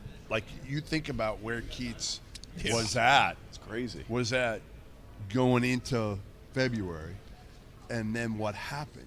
I mean, I've never seen anything like that before. None of us have, because it's never happened before, right? You go from where people are questioning whether you're going to be the head coach the next year, and then you could say hot seat. Yeah, You could say- you went from the hot seat to having it 3 years. I mean, on there. Again, we didn't know. Yeah. And But very, here's very the cool. craziest part Very about cool. it is Taylor's coming back for more. He enjoyed the interview so much. Are you hosting now? He's coming back for more. What'd you forget? No, your phone. Yeah, you're not getting far without that, my man. No. The wildest part to me is that the only reason that entire run happened was because the first round of the ACC tournament, I think it was Michael O'Connell, hit the three to force overtime against Virginia. Like, if he doesn't make that three, then think about how different Duke might have been in the Final Four. Yeah. Yep. Duke might have been in the Final Four. 100%. And they bring back Jayden Taylor. They'll have Brandon Huntley Hatfield on the interior. Talk about him, because I know What do you when we think? talked about on the ACC preview, like, that dude is talented. He's so talented. And this is a guy who's kind of had a run of unfortunate decision-making. I'm going to attribute it to that. You're 17 years old. You're a junior in high school. You reclass to go to, speaking of an NC State legend right here. Oh, there she is. Look at this. Debbie Antonelli is in the house. Debbie. It's great to see you. Another thing is great to see you. Huntley Hatfield, he goes to Tennessee a year early with a bunch of grown men, right? So he never really cracks the rotation. He has to learn. He's still the youngest player. Not a lot of freshmen, if I can remember on that roster correctly. And then he goes to Louisville, where obviously things don't go according to plan. He was underutilized. He did show improvement, but nobody saw it. Right. But, guys, the natural talent's there. He's 6'10", he's 6'11". He could play on the perimeter some. I thought he improved. 12-9 in the ACC is not a mistake. That's not a fluke. I thought he improved from an efficiency standpoint as much as anybody, and the natural athleticism and ability are there. The thing that scares me is I think NC State goes as far as he'll let them. He is that talented. They need that extra person. If you look back at what NC State did last season, throughout the whole course of the year, a lot of guards scoring, fast. DJ Burns gave them an alternate means to score and score in a different type of game. If NC State wasn't going up and down for the first 2 months of the season, they struggled. Then they found out DJ Burns, we can slow it down for him. He can give us a way to score in the half court. That's when they're at their best. And when NC State, if they're able to get production from him 15 feet and in, and I know that's an antiquated way of saying it, but 15 feet and in, they have to have an alternative way to score. And I feel like Brandon Huntley Hatfield can be that guy. Is he willing to be that guy with consistency over the course of the entire season? I think that's a big question for them. Here's my biggest question is that they brought in some talent out of the portal, right? Yep. But look at where the guys came from. Huntley Hatfield is from Louisville. Yep. Michael James is from Louisville. Dontrez Styles is from Georgetown. Like, a lot of times what you hear coaches say is we look for guys from winning programs. Well, those guys came from what was the opposite of winning programs this past season. And Styles came from Carolina the year before, but they were also that year. But they struggled. That was the year that they struggled. Yeah. That's a good point. I mean, a lot being said, but Keatts has always been a guy. Well, that's I'm my going to grab question as much talent as possible. Yeah, and my question is, will they get lifted up by being put in a culture that is coming off of a Final Four, or is this the kind of thing where, and I don't want to say you do wonder, bad apple spoils the bunch, right? But fair question. But absolutely. If you don't have was this listen, this is what you can say a little bit about NC State last year. Was this an anomaly? You know, we said a couple years about North Carolina when they made their run, right? Can NC State pick up where they left off to some degree? Or do they revert back? Big question. That is the big question that we have. And they are a team that you believe is a dark horse. I'll tell you about another team who we're going to hear about tomorrow that returns more than half of their starters are returnees. We have not talked about Coach Capel and Pitt. I mean, they look like a plucky team that returns a couple of key backcourt players. Pittsburgh has found a way to just be in the middle of this league and be on the NCAA tournament radar. Yeah. Here comes Keatts. Here he is. Here he is. Kevin Keatts. There he comes. He's a little late. He's 4 minutes late. Well, running behind a little bit. When you're coming off, runs late in the year. Never. Sam Young. What would you have done to Sam Young? Right. And he would have done it. He would have done it and not said a word. Right. Kevin Keatts in the house. Coach, it's great to have you here. We were just talking about it, and I'm sure that you've talked a lot about it, but here we have an open forum. It's a little bit of story time. When you go all the way to a Final Four and then you have a little bit of time after that, once the season was over, when did it sort of hit you again of we did that? when Goodman started texting me like, man, do you believe you made the Final Four? Like, no, it's here's the deal. He's a prep school coach. Man, let me say this to you guys. To go to the Final Four and to be among 3 other guys that were high school guys, I don't know that I could have, planned it any better. Yeah. There are some great coaches at Division III. There's some great coaches at the high school level. When did it hit me? Probably 2 weeks later. I usually go back and watch the entire season, and I start at the beginning. But for the first time, I started at the end. Now, I went through the Purdue game real quick because I didn't want to see Edie anymore. But as I went through those 9 elimination games, unbelievable. I'm blessed. To take a team that was number 10, we started off on Tuesday, and to cut the nets down on Saturday, and then we go to the tournament and we're 11 seed, and to make it to the Final Four, I couldn't ask for anything Incredible. better. We said, none of us have ever seen anything like this, Kevin. Yeah. Never. And listen, to be brutally honest, you knew, I don't know if you're coaching for your job, but there was some heat on you. You knew this, and you delivered.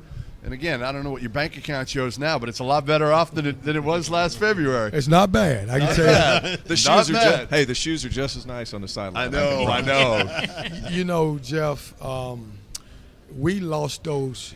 You won't believe this, Jeff. We lost those 4 games on purpose at the end of the year because I wanted it. Smart man. Y'all hadn't said a lot about me on the field of 68, so I was like, all right, if you lose those 4 games on purpose, they're going to tell everybody Kevin Keatts is going to get fired. He's going back to prep school. And so I told my guys, I said, listen, if you lose those games, everybody in the country is going to talk shit about you, and they did. And so we went into the tournament. Now, hey, I would say this to you.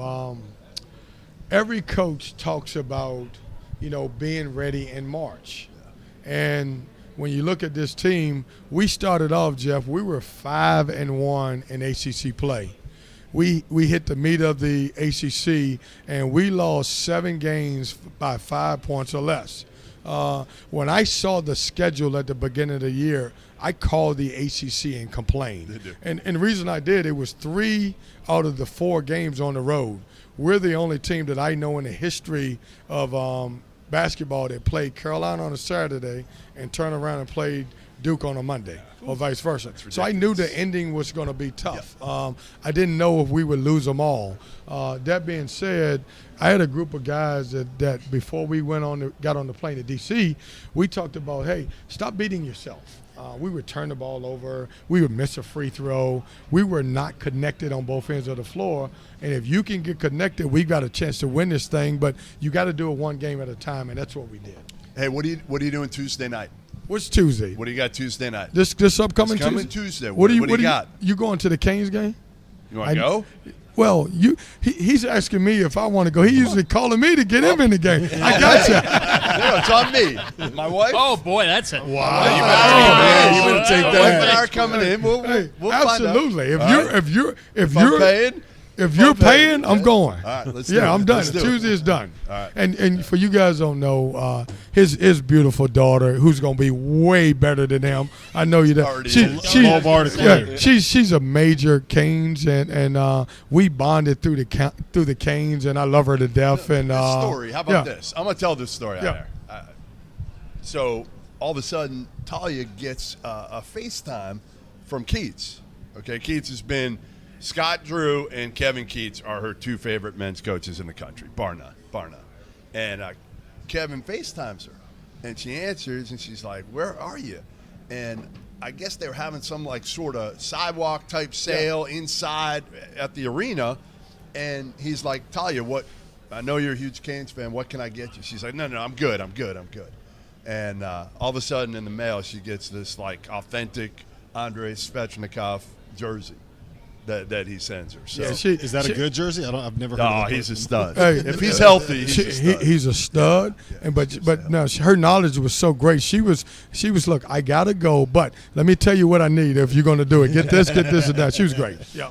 She loves you. You know that. I love that you bring it up.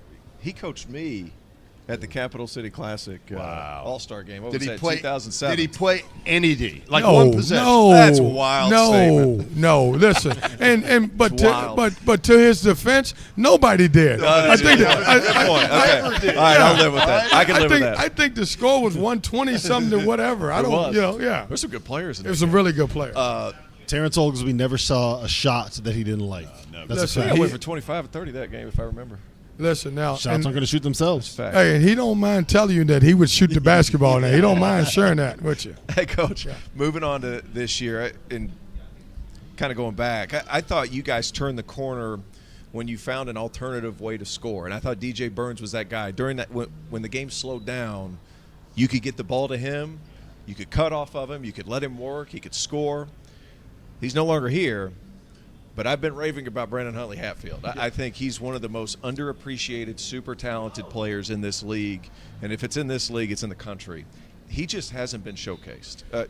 Tell these guys what he brings to the table, his level of talent. I think he could be a pro if he puts it all together. So, I cried when I knew DJ Burns didn't have another 7 year. I was disappointed. Everybody's getting 7 years. I wanted him to get one. He was the most unique player in college basketball other than Zach Edey. But there will never be another DJ Burns. And so I went out in the portal, and we actually did it during the run. We brought Brandon on a visit. That's right. I remember that. He is, he is talented. He can really score it. I would caution everybody that he's not DJ Burns in no way. He does it in a different way. He's a proven guy who's rebounded the ball at 8 per game, can score. He's probably a 12 to 15-point scorer, a little bit better 3-point shooter than he's been able to show. And I think he has a chance to be good. We have 2 centers, him and Ben Middlebrooks, that are both played in this league that could be really good basketball players, and hopefully they'll be good for us. I'm glad that you got them, but I do think that is a problem with the way that the system is currently structured, that you guys are on this unbelievable run, right? An all-time run through the conference tournament to the Final Four, and you got to sit there and worry about getting in the portal, making sure that you got your guys for next season. Like, that's got to change. It was a nightmare. And coaches are on your back. Coach, I need you to call this guy. I need to do that. If I'm not mistaken, I think that they're changing that. At least to the second week. They just said that yesterday. But I'm telling you, it was tough. To your point, I had to figure out now, how do I, keep this thing rolling? Scouting reports, filming. Now I got to do a good job when we get in between winning a game and you come back. You got to have a guy on a visit in order to try to get him, because if you keep winning, you have no chance of landing him, and that's what happened with Brandon. Another new face to the equation here, Marcus Hill, coming over from Bowling Green. What do you like most about him? Well, he's going to put you guys in mind of a paint touch guy. He gets to the paint. Like he can really he draws fouls. I don't know how he does it. I don't call fouls on him against him every day in practice, and he gets frustrated. But he's a free throw guy line. He's a paint touch guy. He's working to become a really good 3-point shooter, which he does. He can shoot the ball. He's just not a volume guy in that area. But tough kid, great defender. On this team, I've got to figure out now who's going to be Jarkel Joyner, who's going to be Taquavion Smith, who's going to be DJ Horn. We don't have that, but I would say this to you. I didn't have that going into the season. I didn't know who was going to be Jarkel Joyner until DJ Horn decided to step up. I've lost my leading scorer for the last 7 years that I've been the coach here. All right, so I was told by a source that I think some of the money that you made from this run might have went to a piano bar in Wilmington. Is that true? Well, I mean, true? You can't believe all the rumors. Listen, I will say this to you, Joe. In the off season, I may be a piano bar owner. Wow. But right now I'm the basketball coach. Really? You know, cool. and I'll tell you the story. Jeff was talking about gotta divvy up the coming to. portfolio. He was talking about coming to Wilmington to do vacation, but of course he passed it off because his favorite place is Charleston. Everybody knows that. I didn't want to tell him at the time we were in the mix for a great piano bar. Did not. And, That might have changed my mind. Yeah, and I wanted you Might to have come to changed the yours, piano too. bar. That's why he didn't tell you. Hey, but listen, here's what was going to happen to you. I knew he was going to come in, and he was going to run me up for about $1,000, and he wasn't going to pay. He wasn't going to pay the tab. And now I think we're going to go to Wilmington. That's I think right. we're going to take a few nights. You know what? I was in Wilmington last week. Good spot. They love you. Yeah. And that place is a gem of a college basketball city. It's Seahawks a great are place. the pro team. It's a great place, and Takeo Siddle is doing a great job there, and they love basketball there. Did you go to the piano bar?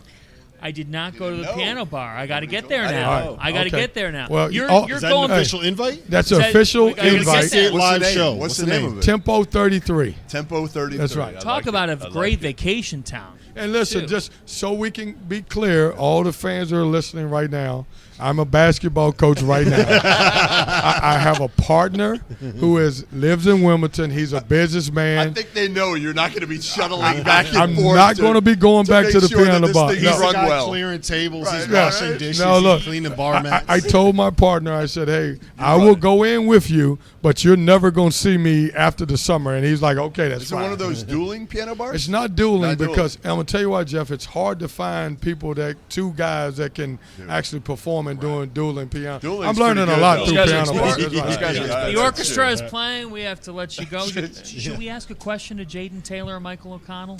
You know what I would ask? Come on up, fellas. Come on, Jayden. So I And want then we'll let you can tell. Sit down first. You can tell that. Ask him about his necklace. Well, you can. Hey, Tio, this is what I was about to say. You can tell that NIL is involved with that. Just a little. And you can tell, Jeff. You can tell I gotten a little soft because I would never let a guy wear a JT chain right there. Hey, but what I'm trying to tell people is that if you do come to NC State, we do have some NIL. Kevin, thank you for the time. Thank you, guys. Thank you. That's Kevin Keatts. I'll All see you right. next Tuesday. JT with the necklace. Michael O'Connell, come on up as well. You're wearing a smile that just says coming off a Final Four. He's wearing a smile that says, I can afford this chain on my neck. That's what that says. You were at Butler, Yes, sir. right? You found a home here at NC State, and you both were part of history last year. Yes, sir.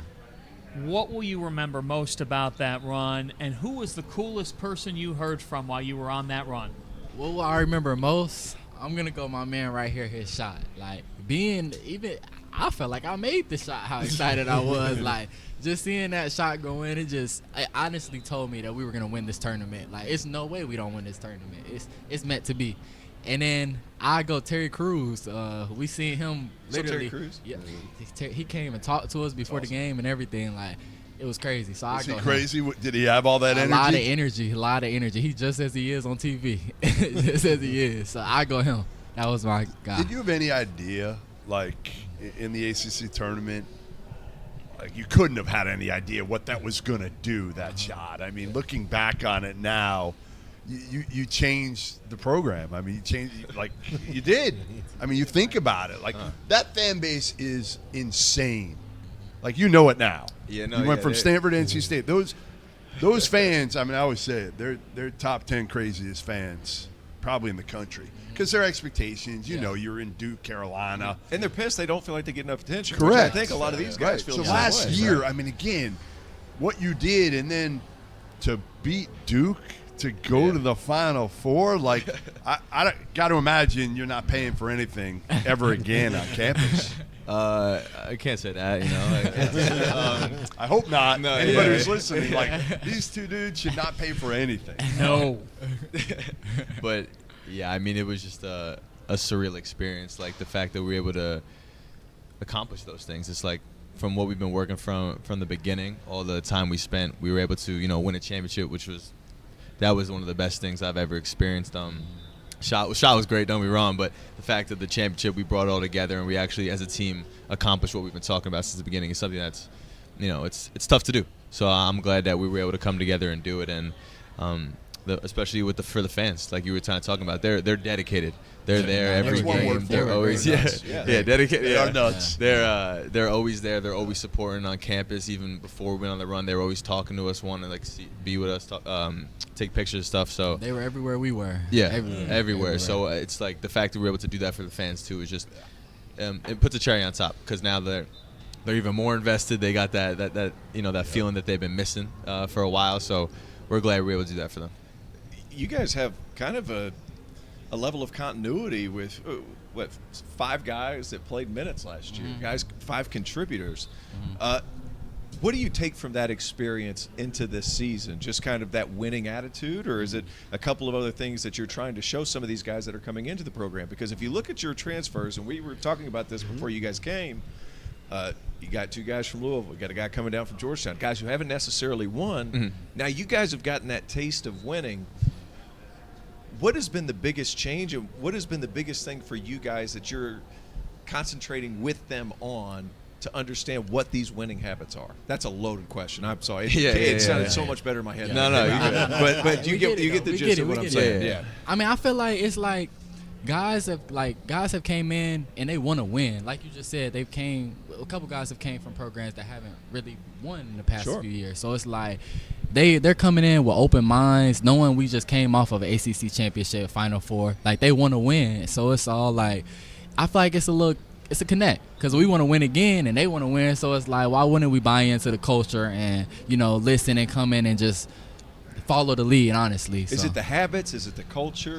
What is I mean, it if you had to pinpoint something? If I had to pinpoint something, I'd probably say it's the habits. It's the habits of how we do things at NC State, how we go about ourselves, how we handle adversity. I feel like that's a big one, honestly, because adversity is going to come. It's going to come everybody's season, but it can make or break you, and that's one thing we pride ourselves on. When times aren't going good, are you going to be the same player, the same person that you were when it was going good? Because everybody can be good when it's all good, but it's who you are when it's not going your way. Yeah. Mike, I want to ask you about Marcus Hill. Every year it feels like NC State's got a guy that can go out and get you 25, 30, 35 if you need to. Things get bogged down. You can just say, DJ Horn, go get us a bucket, right? For sure. Have you seen any of that from Marcus Hill? Is the guy coming in average 20 points in the MAC, which is a really good league? Oh, yeah, for sure. I think the biggest thing that's been super impressive is just how he gets downhill so easily. He can make one move. He can set you up with different combos, whether it's a ball screen one-on-one. He gets to the paint kind of with ease and whenever he wants, and it's pretty impressive for at any level to be able to do that. So the fact that he's been able to get down there and make plays for himself and make plays for others has been pretty impressive, and I think it's going to be huge for our team throughout the season, is having a guy who can get his own buckets whenever, get to his spots, but also facilitate at a high clip and get other guys involved. So he's definitely been very impressive on the offensive end, and also the defensive end. He's an aggressive defender, hand in the passing lane, gets deflection, steals. So he's been a good guy to pick up for sure. Since 2015, this league has had 9 teams make the Final Four.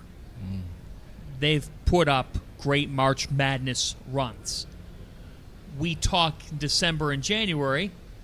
Now, March is the money-making month, if you will. It certainly was for you guys, but we talk differently about this league then, at least we have the past couple years, than we have been in March, because this league got 4 teams to Sweet 16. Yeah. What is it about this conference that has made you ready for what you're going to see in March? I feel like in this league, you're battle tested every night. Like Coach Keatts says, like, we all just beat up on each other throughout the whole year. And it's like, you're not going to see anything you haven't seen in the ACC in your non-conference or even in the postseason, in my opinion. Like, you're playing Clemson, you're playing Virginia, you're going to UNC, you're going to Duke. It's like you've already played all these good teams that are going to test you in a different way. That's like in March, you've seen that we're prepared for Oakland, we're prepared for Texas Tech, because we've seen it in our own conference. That's such a big point, and I feel the ACC, it's a different style every night.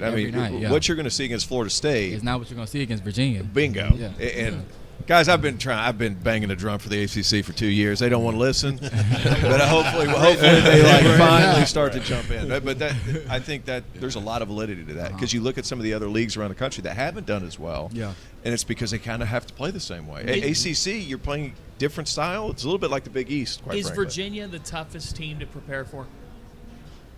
Prepare for? I don't know. Because I feel like they stay consistent with what they do. So I would say it's it's tougher playing them than You know it's trying going to be a game of possessions. Yeah. Every possession is going to matter in that game. Yeah, and they stick to their like similar offensive, their defensive style, but when you're playing against it, it's easy. It's harder to play against it than watching on film and prepare Who for. is really tough to prepare for? Who's really tough to prepare for?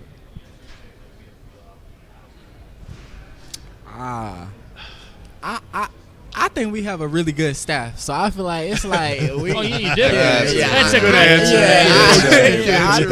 I think we're prepared for every team. Okay, hardest place to play then in this league. Okay, hardest place to play. I would go last year Virginia. Virginia, I was gonna say Virginia. Really? Virginia. That, when we were there, that place That was was harder. rocking. Yeah, It is good, but I figured for sure you'd say Duke. But we haven't played didn't there. play in Duke last year. We haven't but we played played there. there this year. I'm Yeah. excited for that game. But Virginia, that was definitely a tough place. That place was packed out, Yeah, it's rocking. good. Plus, it's obviously a game possession, like he was saying. So you really have to be mentally locked in the whole game. You know what? They're just not nasty Miami, fans. if they're struggling, is really hard to play because there's not very many people there. Yeah, but we didn't play there. It's like the exact opposite. Boston College is like that. Well, trust me. That was our first game of the first. There was a conference decent amount of game. people there at it was BC. a- Yeah, it was that place is They're pretty. where? At BC. It was our first conference game. The first very conference first game. conference game. Yeah. Still surprised. All right, so you got something very unique about you, which I didn't know. I had no idea this. The only person ever, I believe, to be ranked in the top 100 in high school in both hoop and lacrosse. That's crazy. Yeah. Yeah, it's pretty. It's like it's a pretty Pat cool. Spencer type, deal there a little bit. I don't know if you're gonna go back to, go the other way. He went from playing obviously lacrosse to hoop. basketball. Yeah. Yeah. I think for me, one of the biggest things I played in both growing up throughout my whole life, but they're such similar games, so it made transitioning back and forth from Especially one. as a point guard, right? Exactly. Yeah. Can I ask why that is? Because there's a player at Stanford who played lacrosse at Virginia last year. What is it specifically? Maybe not one thing, but kind of the. I would say just the overall flow of the game, like even just the concepts of say offense. Right? You set picks, you cut, screen away, different things like that. It's the same defensively. Which guy slides next if someone gets beat? Rotations, communication. I would say just the principles of the game are very similar. Obviously, one has a hoop and a basket, one has a net and a stick and ball and stuff like that. But just from a conceptual standpoint, it's kind of the same game. Which makes it easier. Were you recruited at a high level and could you have played? I assume, can you play both ever? Like the seasons? It's tough. It's tough. You had to play both. Couldn't do it. I think you could at some schools, but it's tough to do both Tell sports because Keatts they you overlap. want, I don't even know. Does NC State have lacrosse? No, they don't. Sadly. No. But I was recruited out of high school to play lacrosse. Yeah. I was committed for a while. You Maryland? Yeah. Maryland? Maryland, yeah. Early, yeah. In like 8th grade, I committed. Really? There, yeah. I didn't know that. But yeah, so I've been playing both my whole life, and they kind of just always went hand in hand. So it made the games easier. It's cool. Michael, Jayden, thanks for taking the time. We appreciate you guys. Good luck this year. Yeah, Thank you guys. Thanks. Yeah, Appreciate it. Jayden Taylor, Thanks, Michael fellas. O'Connell of the NC gotta get a State necklace- Wolfpack. you gotta get a necklace the like that. JT necklace. Can't pull it off. Rocking and rolling, and the Wolfpack coming off an incredible run. Got it. First Thanks, Final guys. Four since Jimmy V back in '83. John Fanta, Jeff Goodman, Terrence Oglesby, Rob Dalster. Rob is going to take a quick break. We're back with you as well tomorrow. We still have Jon Scheyer to come right around 4:15. That'll close out our day. Coming up tomorrow, we'll begin with Steve Forbes. Red Autry. We'll have ACC Commissioner Jim Phillips at 10:15, but our coverage begins at 9 a.m. In the first 90 minutes of our coverage, Coach Forbes, Red Autry, Jim Phillips, Hubert Davis. Yeah. We got a star-studded lineup to start the morning. Yeah, big day tomorrow. Big day. I mean, today, this is the new expanded ACC, right? What do they have? Well, yesterday they had 12 women's teams. Today they split it up. They had six women's teams in the morning, 6 men's teams in the afternoon. And there you go, Damon Stoudamire, who I do think, you asked Rob this question earlier, who's their dark horse in the league? I think it's Georgia Tech. I really do. I think McCollum gives them a different dimension. They're more interchangeable now. That's kind of the only problem with only being able to have him for 15 minutes. Because I really wanted to ask him A lot more. Ahead. Yeah, no, Apologize. finish. Go ahead. No, just a scoring point like Damon could. He was a bucket. And he's got a flat top now, but I'm pretty sure he's only like 5'9". Yes, That's true. Like, how does that relate? Him coaching somebody like J.V. McCollum, who's on the smaller side too, who had a great year at Oklahoma, They certainly could. But there's a lot of teams like that in this league this year where you think, well, maybe. Whether it's Syracuse, whether it's Notre Dame, Georgia Tech. Yes, that middle, the middle of the league, who can make a jump? Because, again, you kind of assume Duke, Carolina, Virginia are going to be there, right? Like you feel pretty good about, hey, all three of those teams are going to be top-tier teams in the ACC. It's who can kind of surprise some people and make that jump. Can Wake do it? But this is what we talk about every year. The reason why there's been discourse about this league in early January that's not as positive is because they haven't stacked the results in November and December. Well, that you accumulate your bids by December 15th. 100%. How many bids you get is accumulated by then. You can't just because, like you just said, if all you have is Duke, Carolina, and Virginia getting non-conference results, there's not as many resume opportunities in January and February. You've kind of had that lately, and it's you don't want to beat. And then again, you've got teams, Florida State and Louisville, who have kind of dragged you down that traditionally have Notre been Dame towards the top. And Notre Dame at the beginning of last year, right? Well, they had so many. They had Right. so many young players. The problem was Shrewsbury. We know he's going to get his team better. Took too long. They were a problem in February, and they picked some people off, and it hurt your resume. And so the bottom is going to be better, and I think that's going to result in better metrics going forward. We have Jon Scheyer coming up in a few moments. So I want to turn the page to the Scheyer era. Back-to-back 27-win seasons. Last year he gets to the Elite Eight, and that's a loss that stung for him, and it absolutely stung. Sure. How would you categorize the first couple of years on the job, and what are your honest expectations for this season? Yeah, I thought he's done, a B-plus job over the first couple of years. You got to follow Coach K, right? And you get to the Elite Eight. No, it's not the Final Four, but also look at how many Final Fours that Coach K went to over the last decade of his career. Sure. Not as many as you think, right? So, it's hard to get there. I think what Shirer's done and what we really what I want to ask him about is the pieces fitting. Sure. Instead That's of a just valid question. accumulating talent, which is kind of what he did. And let's face it, guys, last year's freshman class, we said it when they came in as a whole, they weren't overpoweringly good. And we saw that with that group, right? That group wasn't overpoweringly good. Generally, you get a class like that and they say, all right, you got 5 top 30 players. It's going to be like pro after pro. Well, they weren't that. Like Caleb Foster's a really good college player. Yep. But he's not a one-and-done guy, and he was a top 30 kid coming in. So I think the gap was a little bit different. They decided to get older with these transfers. I love that move, by the way. Have to. You have to these days.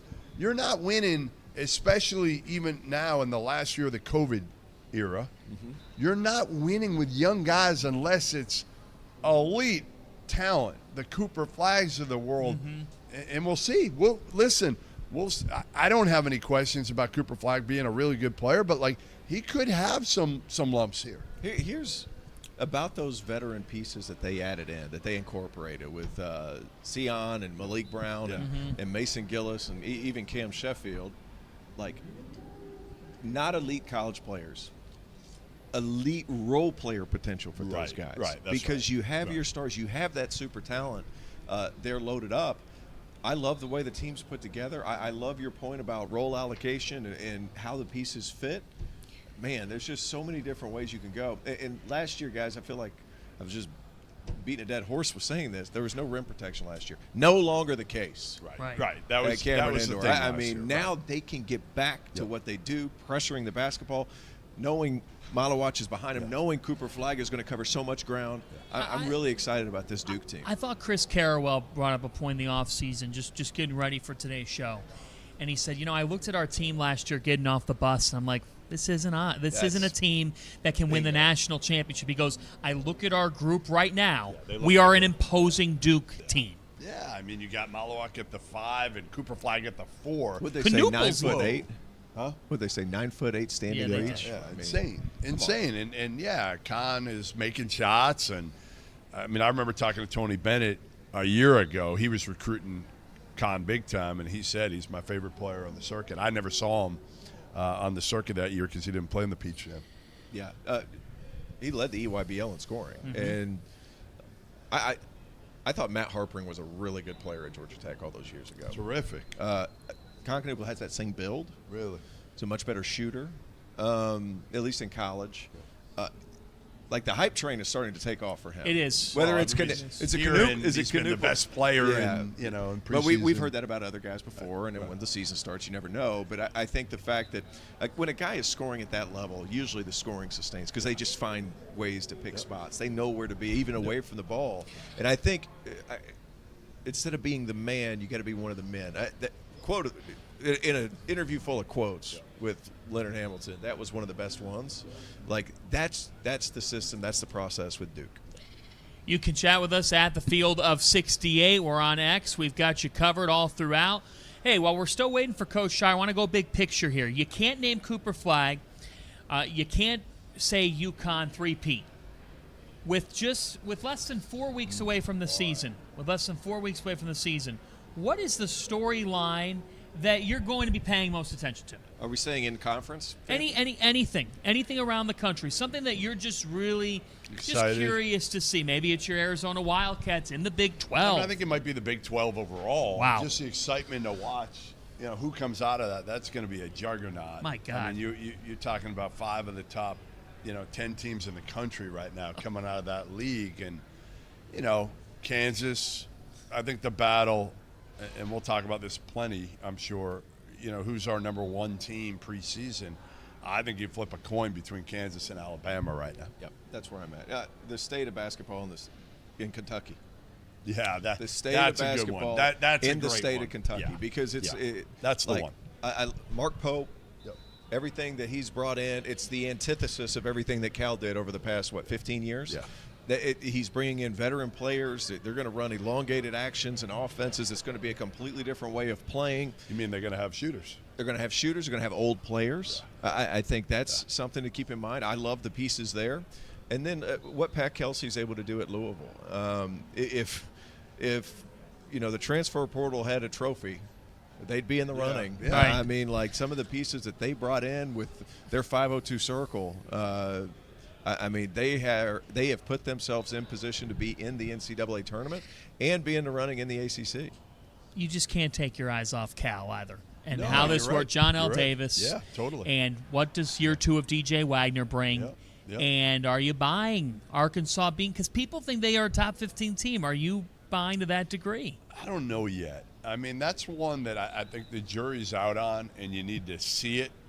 Sometimes, again, you look on paper, and you can try to form an opinion, but you really want to kind of see it to believe it. It's so And true. again, for me, it's so true. I want to see that point guard play. Yep. I want to see who does it look like. Is it Boogie Flan? Yeah. Because if it's not, I don't think Jonell is a point guard, and I don't think DJ is a point guard.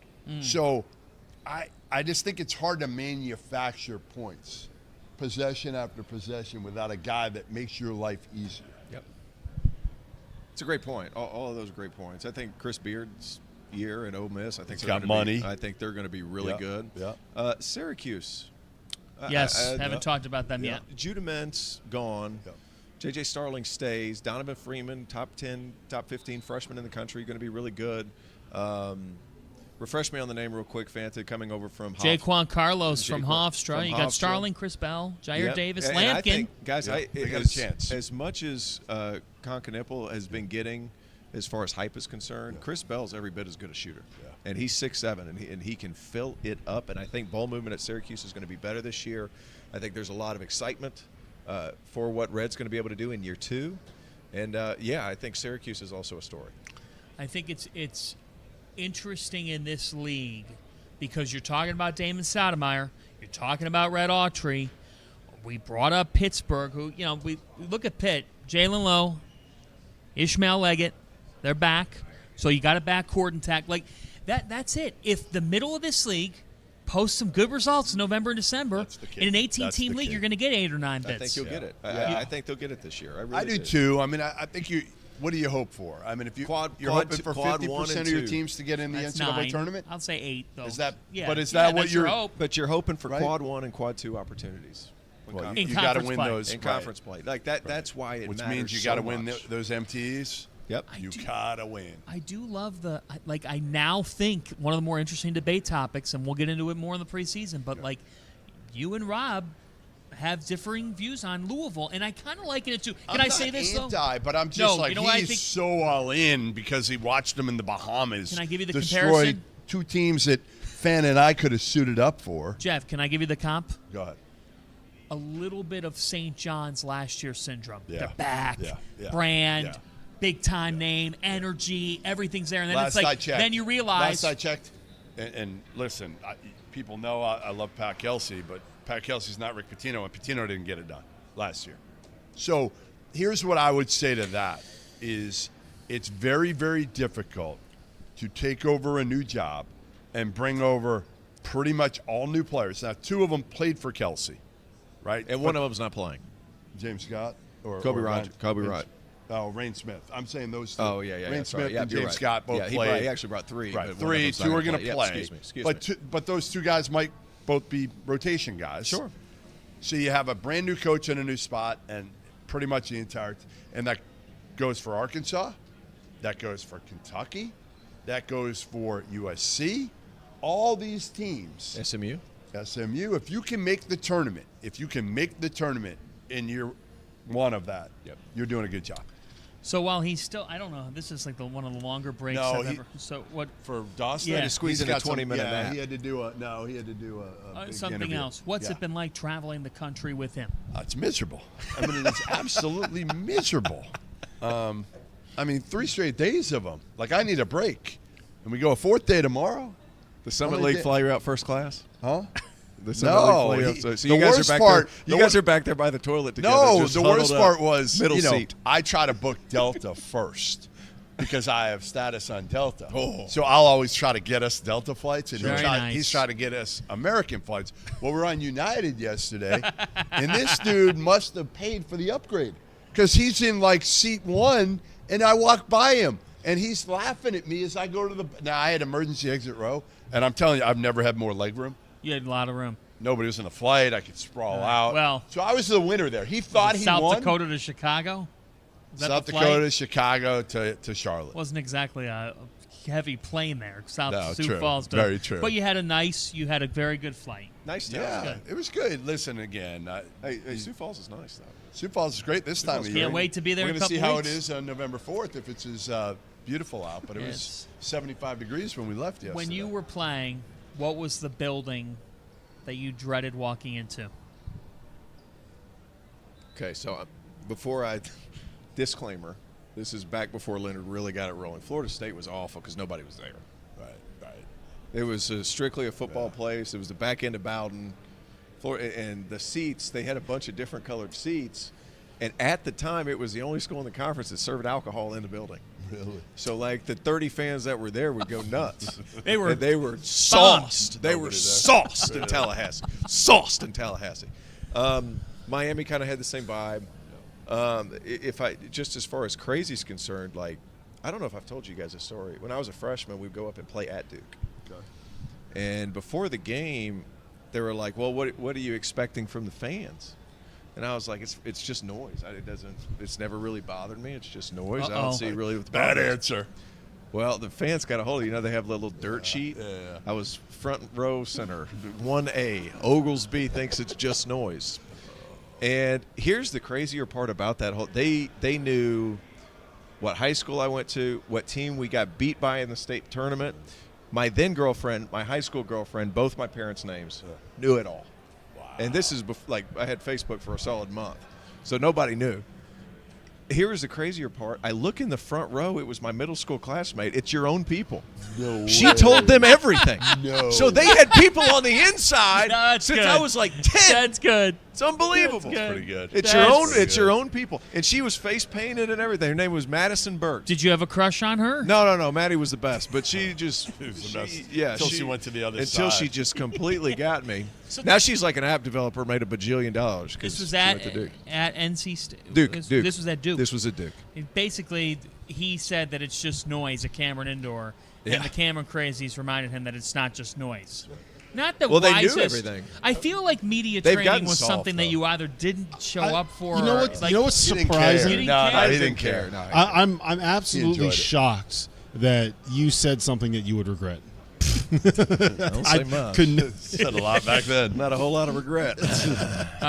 John Fanta, Jeff Goodman, Terrence Oglesby, Rob Douster with you. We are waiting on Jon Scheyer. We will talk with the third-year head coach of the Duke Blue Devils prompt here in just a day. at the Are Duke absolutely program. prompt, and that's why it's been a great day here.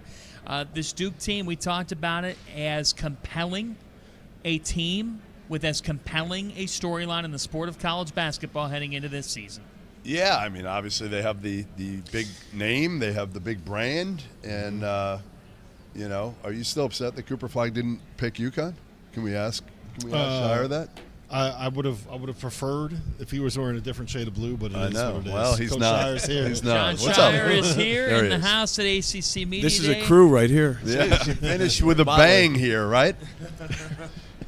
Coach, Some of you, I would consider a bang. Oh, what are we trying to say which here? ones I wouldn't. Okay. John, Looking it's great to have you. We talked with the guys earlier, Tyrese and Caleb, and they talked about the excitement, the thought process, the tone in the locker room, one of just rich competition, and one of them which they said there's an edge to this group collectively. What do you think about the DNA of your 2024-25 team? Well, the most important thing for me, coming off of the first 2 years being the head coach, is getting the most competitive group I possibly could get and being really connected. And I think that's the hardest thing to do now in college basketball. And in order to do that, you have to have the right people. A lot of hard conversations, but honest conversations in the spring. And I feel very confident we have the making of a group that can be that. We have a long way to go, but they've done their part so far, and we got to continue that. How much did you build this team around Cooper Flag when you knew you had him, and then the benefit is, you know, so much happens in the portal? How much did you look at, okay, here's our kind of cornerstone guy, we know what he does well, we're going to have these pieces to fit around him? Well, there's no question you feel you have a special guy in Cooper, and you want to compliment him as much as you can. And, you know, the two things for a guy like him, or for anybody, but you need I felt we needed great physicality, which is, all right, Mason Gillis checks that box. Yeah. You know, Malik Brown checks that box. Sion James checks that box. But also high feel, high IQ players that can shoot. And, you know, really everybody on our roster can make a three. And so the fact you have to guard everybody on the floor is really important. But it's not just Cooper. It's, you know, knowing you have Caleb and Tyrese coming back. You know, Sion's been a great playmaker for us as well. You need more firepower, and our freshmen have that, but the transfers have really added a toughness and great shooting. I have one complaint. That you didn't bring Cooper. Of course, yeah. I love you. I'm just I love surprised. you, but I'd rather be talking to Cooper right now. I'm surprised you only have one complaint. Like, knowing you, I'm waiting for the list of complaints. Am I right? We're only a minute into the interview. Yeah, great start there, Terrence. Terrence, take it away. Hey, you had an Olympian on your team, that's right. And it's not Cooper. Right. Cayman Malawach. Tell us about him. He's kind of the unknown guy. We know the measurables. We know he played well at the Olympics. Give us a glimpse of what he's about to bring to your team. You know, Kaman is he's different than anybody I've coached because of how young he is in the game. He just started playing basketball a few years ago, and he's got he reminds me some of Mark Williams and Derek Lively. You know, it's going to be somewhat of a process adjusting to the college game. I think being a big guy in college is the hardest transition of anything, even harder than a point guard, in my opinion. But he's got an incredible motor. His personality is contagious. He's talking all the time, and he's got a great skill set.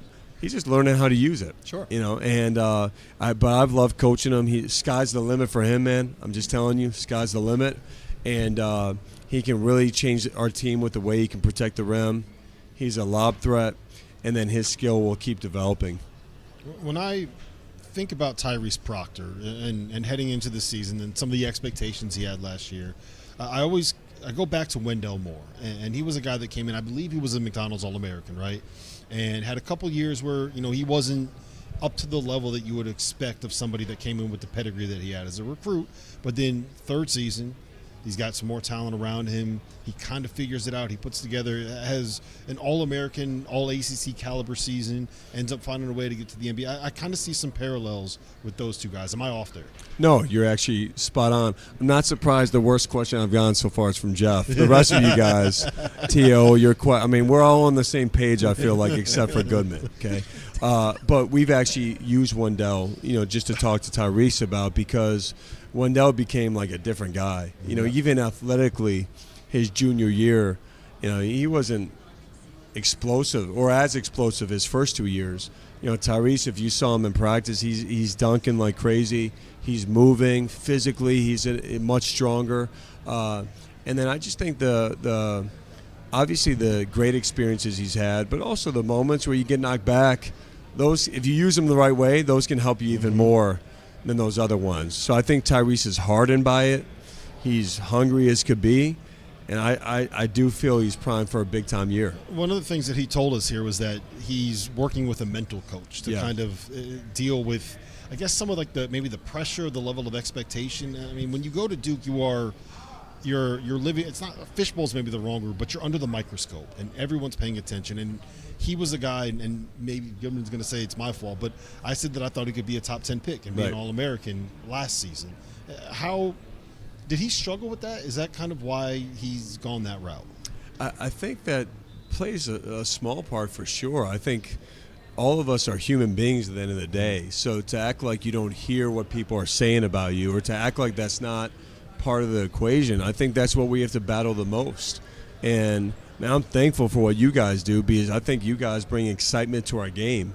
I love what you guys do. Part of it too can be, if I'm watching though, it can be where you think, let's say he was watching you say that, you can feel like you are that, right?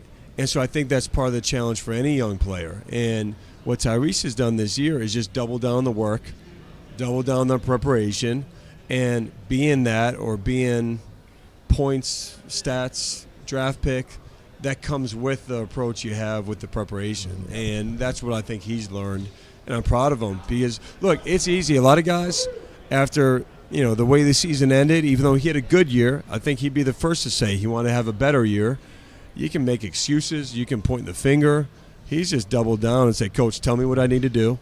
I'm doing it. I'm all in. I'm putting in the work, and he's been great to coach. I mean, he's been awesome.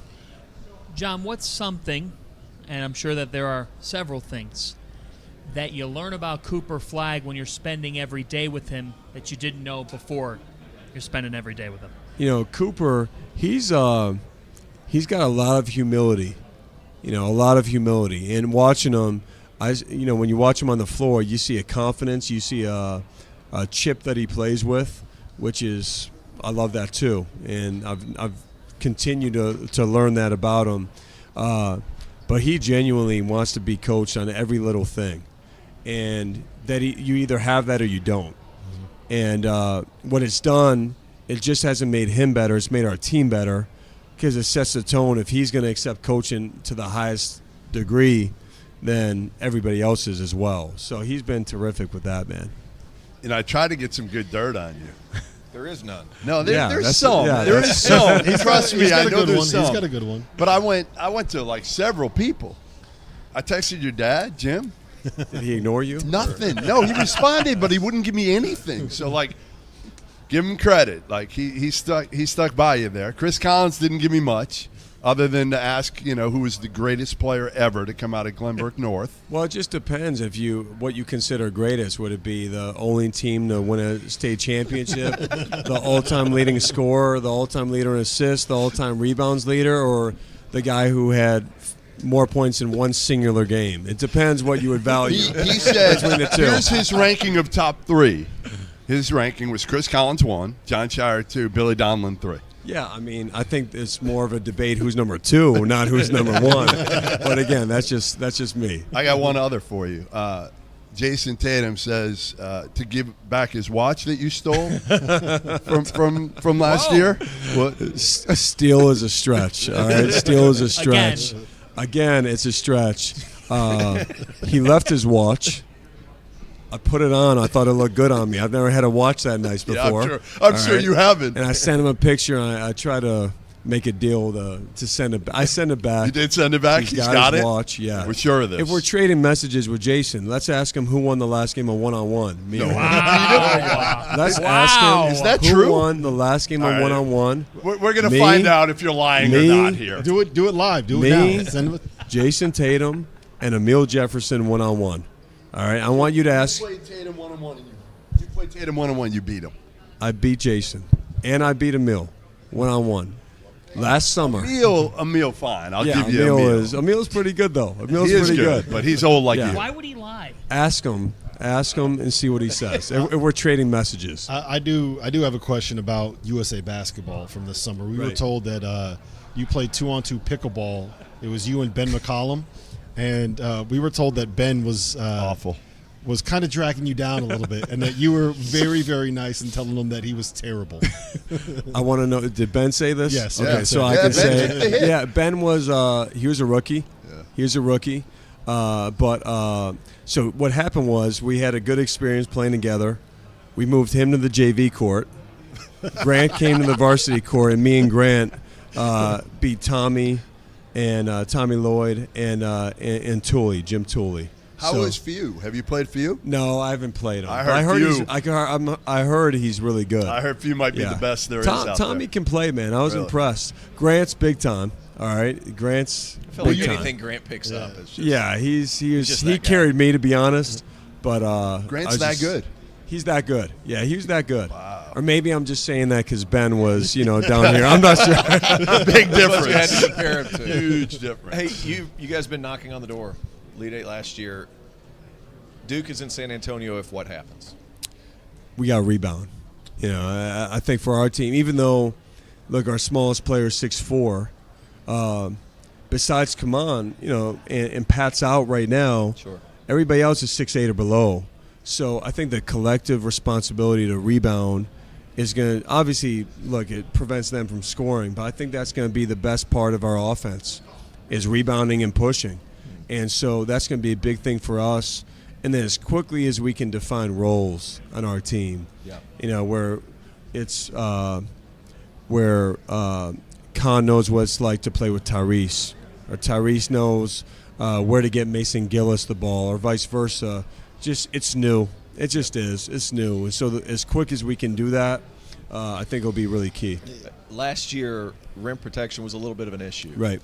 This year, not the case. Do we see this version of your Duke team kind of go back to the mid-2000s Duke's team where it's ball pressure up to half court because you have some of those safety valves back there in the back willing to erase everything around the rim? Because it looks like you have the pieces to really get up and pressure the basket. Yeah, we want to pressure. I think the difference is it's hard to pressure and contest everywhere when you have so much skill on the floor now where, look, when we played – you usually had two guys you could help off of, and you just had to protect the rim. But pressuring is important. Still protecting our rim is just as important. And so using that athleticism is key. And then letting Kaman and Malik and Cooper and those guys protect is going to be a great weapon to have. Yep. Sorry I didn't ask about pickleball. No, I only did that because Dagan texted me. I saw that pop up on my laptop. Colin Knippel has been a guy that's probably gotten as much hype and buzz in the fall as did he say his name right? He did. Yes, I did. I got it right. Has anybody not named Cooper Flagg? What have you seen from him from practice, and is that hype justified? Con, it's one, he's had a terrific preseason. Hype is, I think, always, I'm not a big hype guy because let's do it in the games, right? But I think the biggest thing with Con is he has the habits. It's the hardest thing as a freshman to come in with the right habits, offensive footwork, defensive footwork, the speed, the physicality. He's been a natural. I think that's the best way I can put it. He's got toughness from within. He knows how to block out. He knows how to play through contact. And he can really shoot the ball, by the way. I haven't even talked about that. And so he's been off the charts. But, again, we haven't played one game yet. So let's let the hype happen after playing some games. And but he's been awesome. It's more fun to hype him up. I know it is. Well, we started the hype. Somebody had to start the hype. Yeah. We're not in practice. No, I know. I mean, look, he's just played that well. He just has played. Yeah. He's played consistently. Yeah. And it's tough with freshmen. Everybody's had moments. the hardest thing to do is do it every day. And that's what Con has done. He's just showing up every day, and he's been a really good player for us.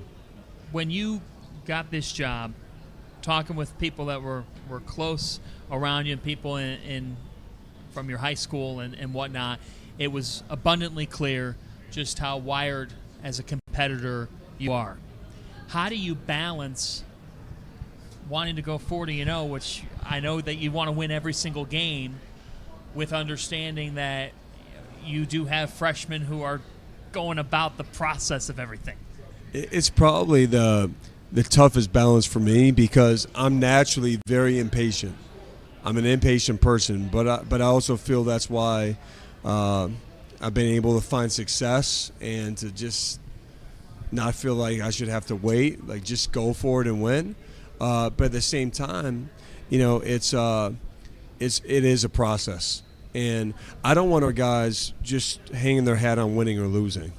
I want to go 40-0. We want to win every game.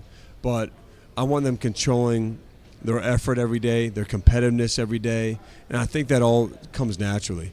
And so, again, I haven't mastered it by any means. But I do know we have to be patient, especially with our team. We have 2 of the youngest 5 players in college this year. And I'm betting on those guys.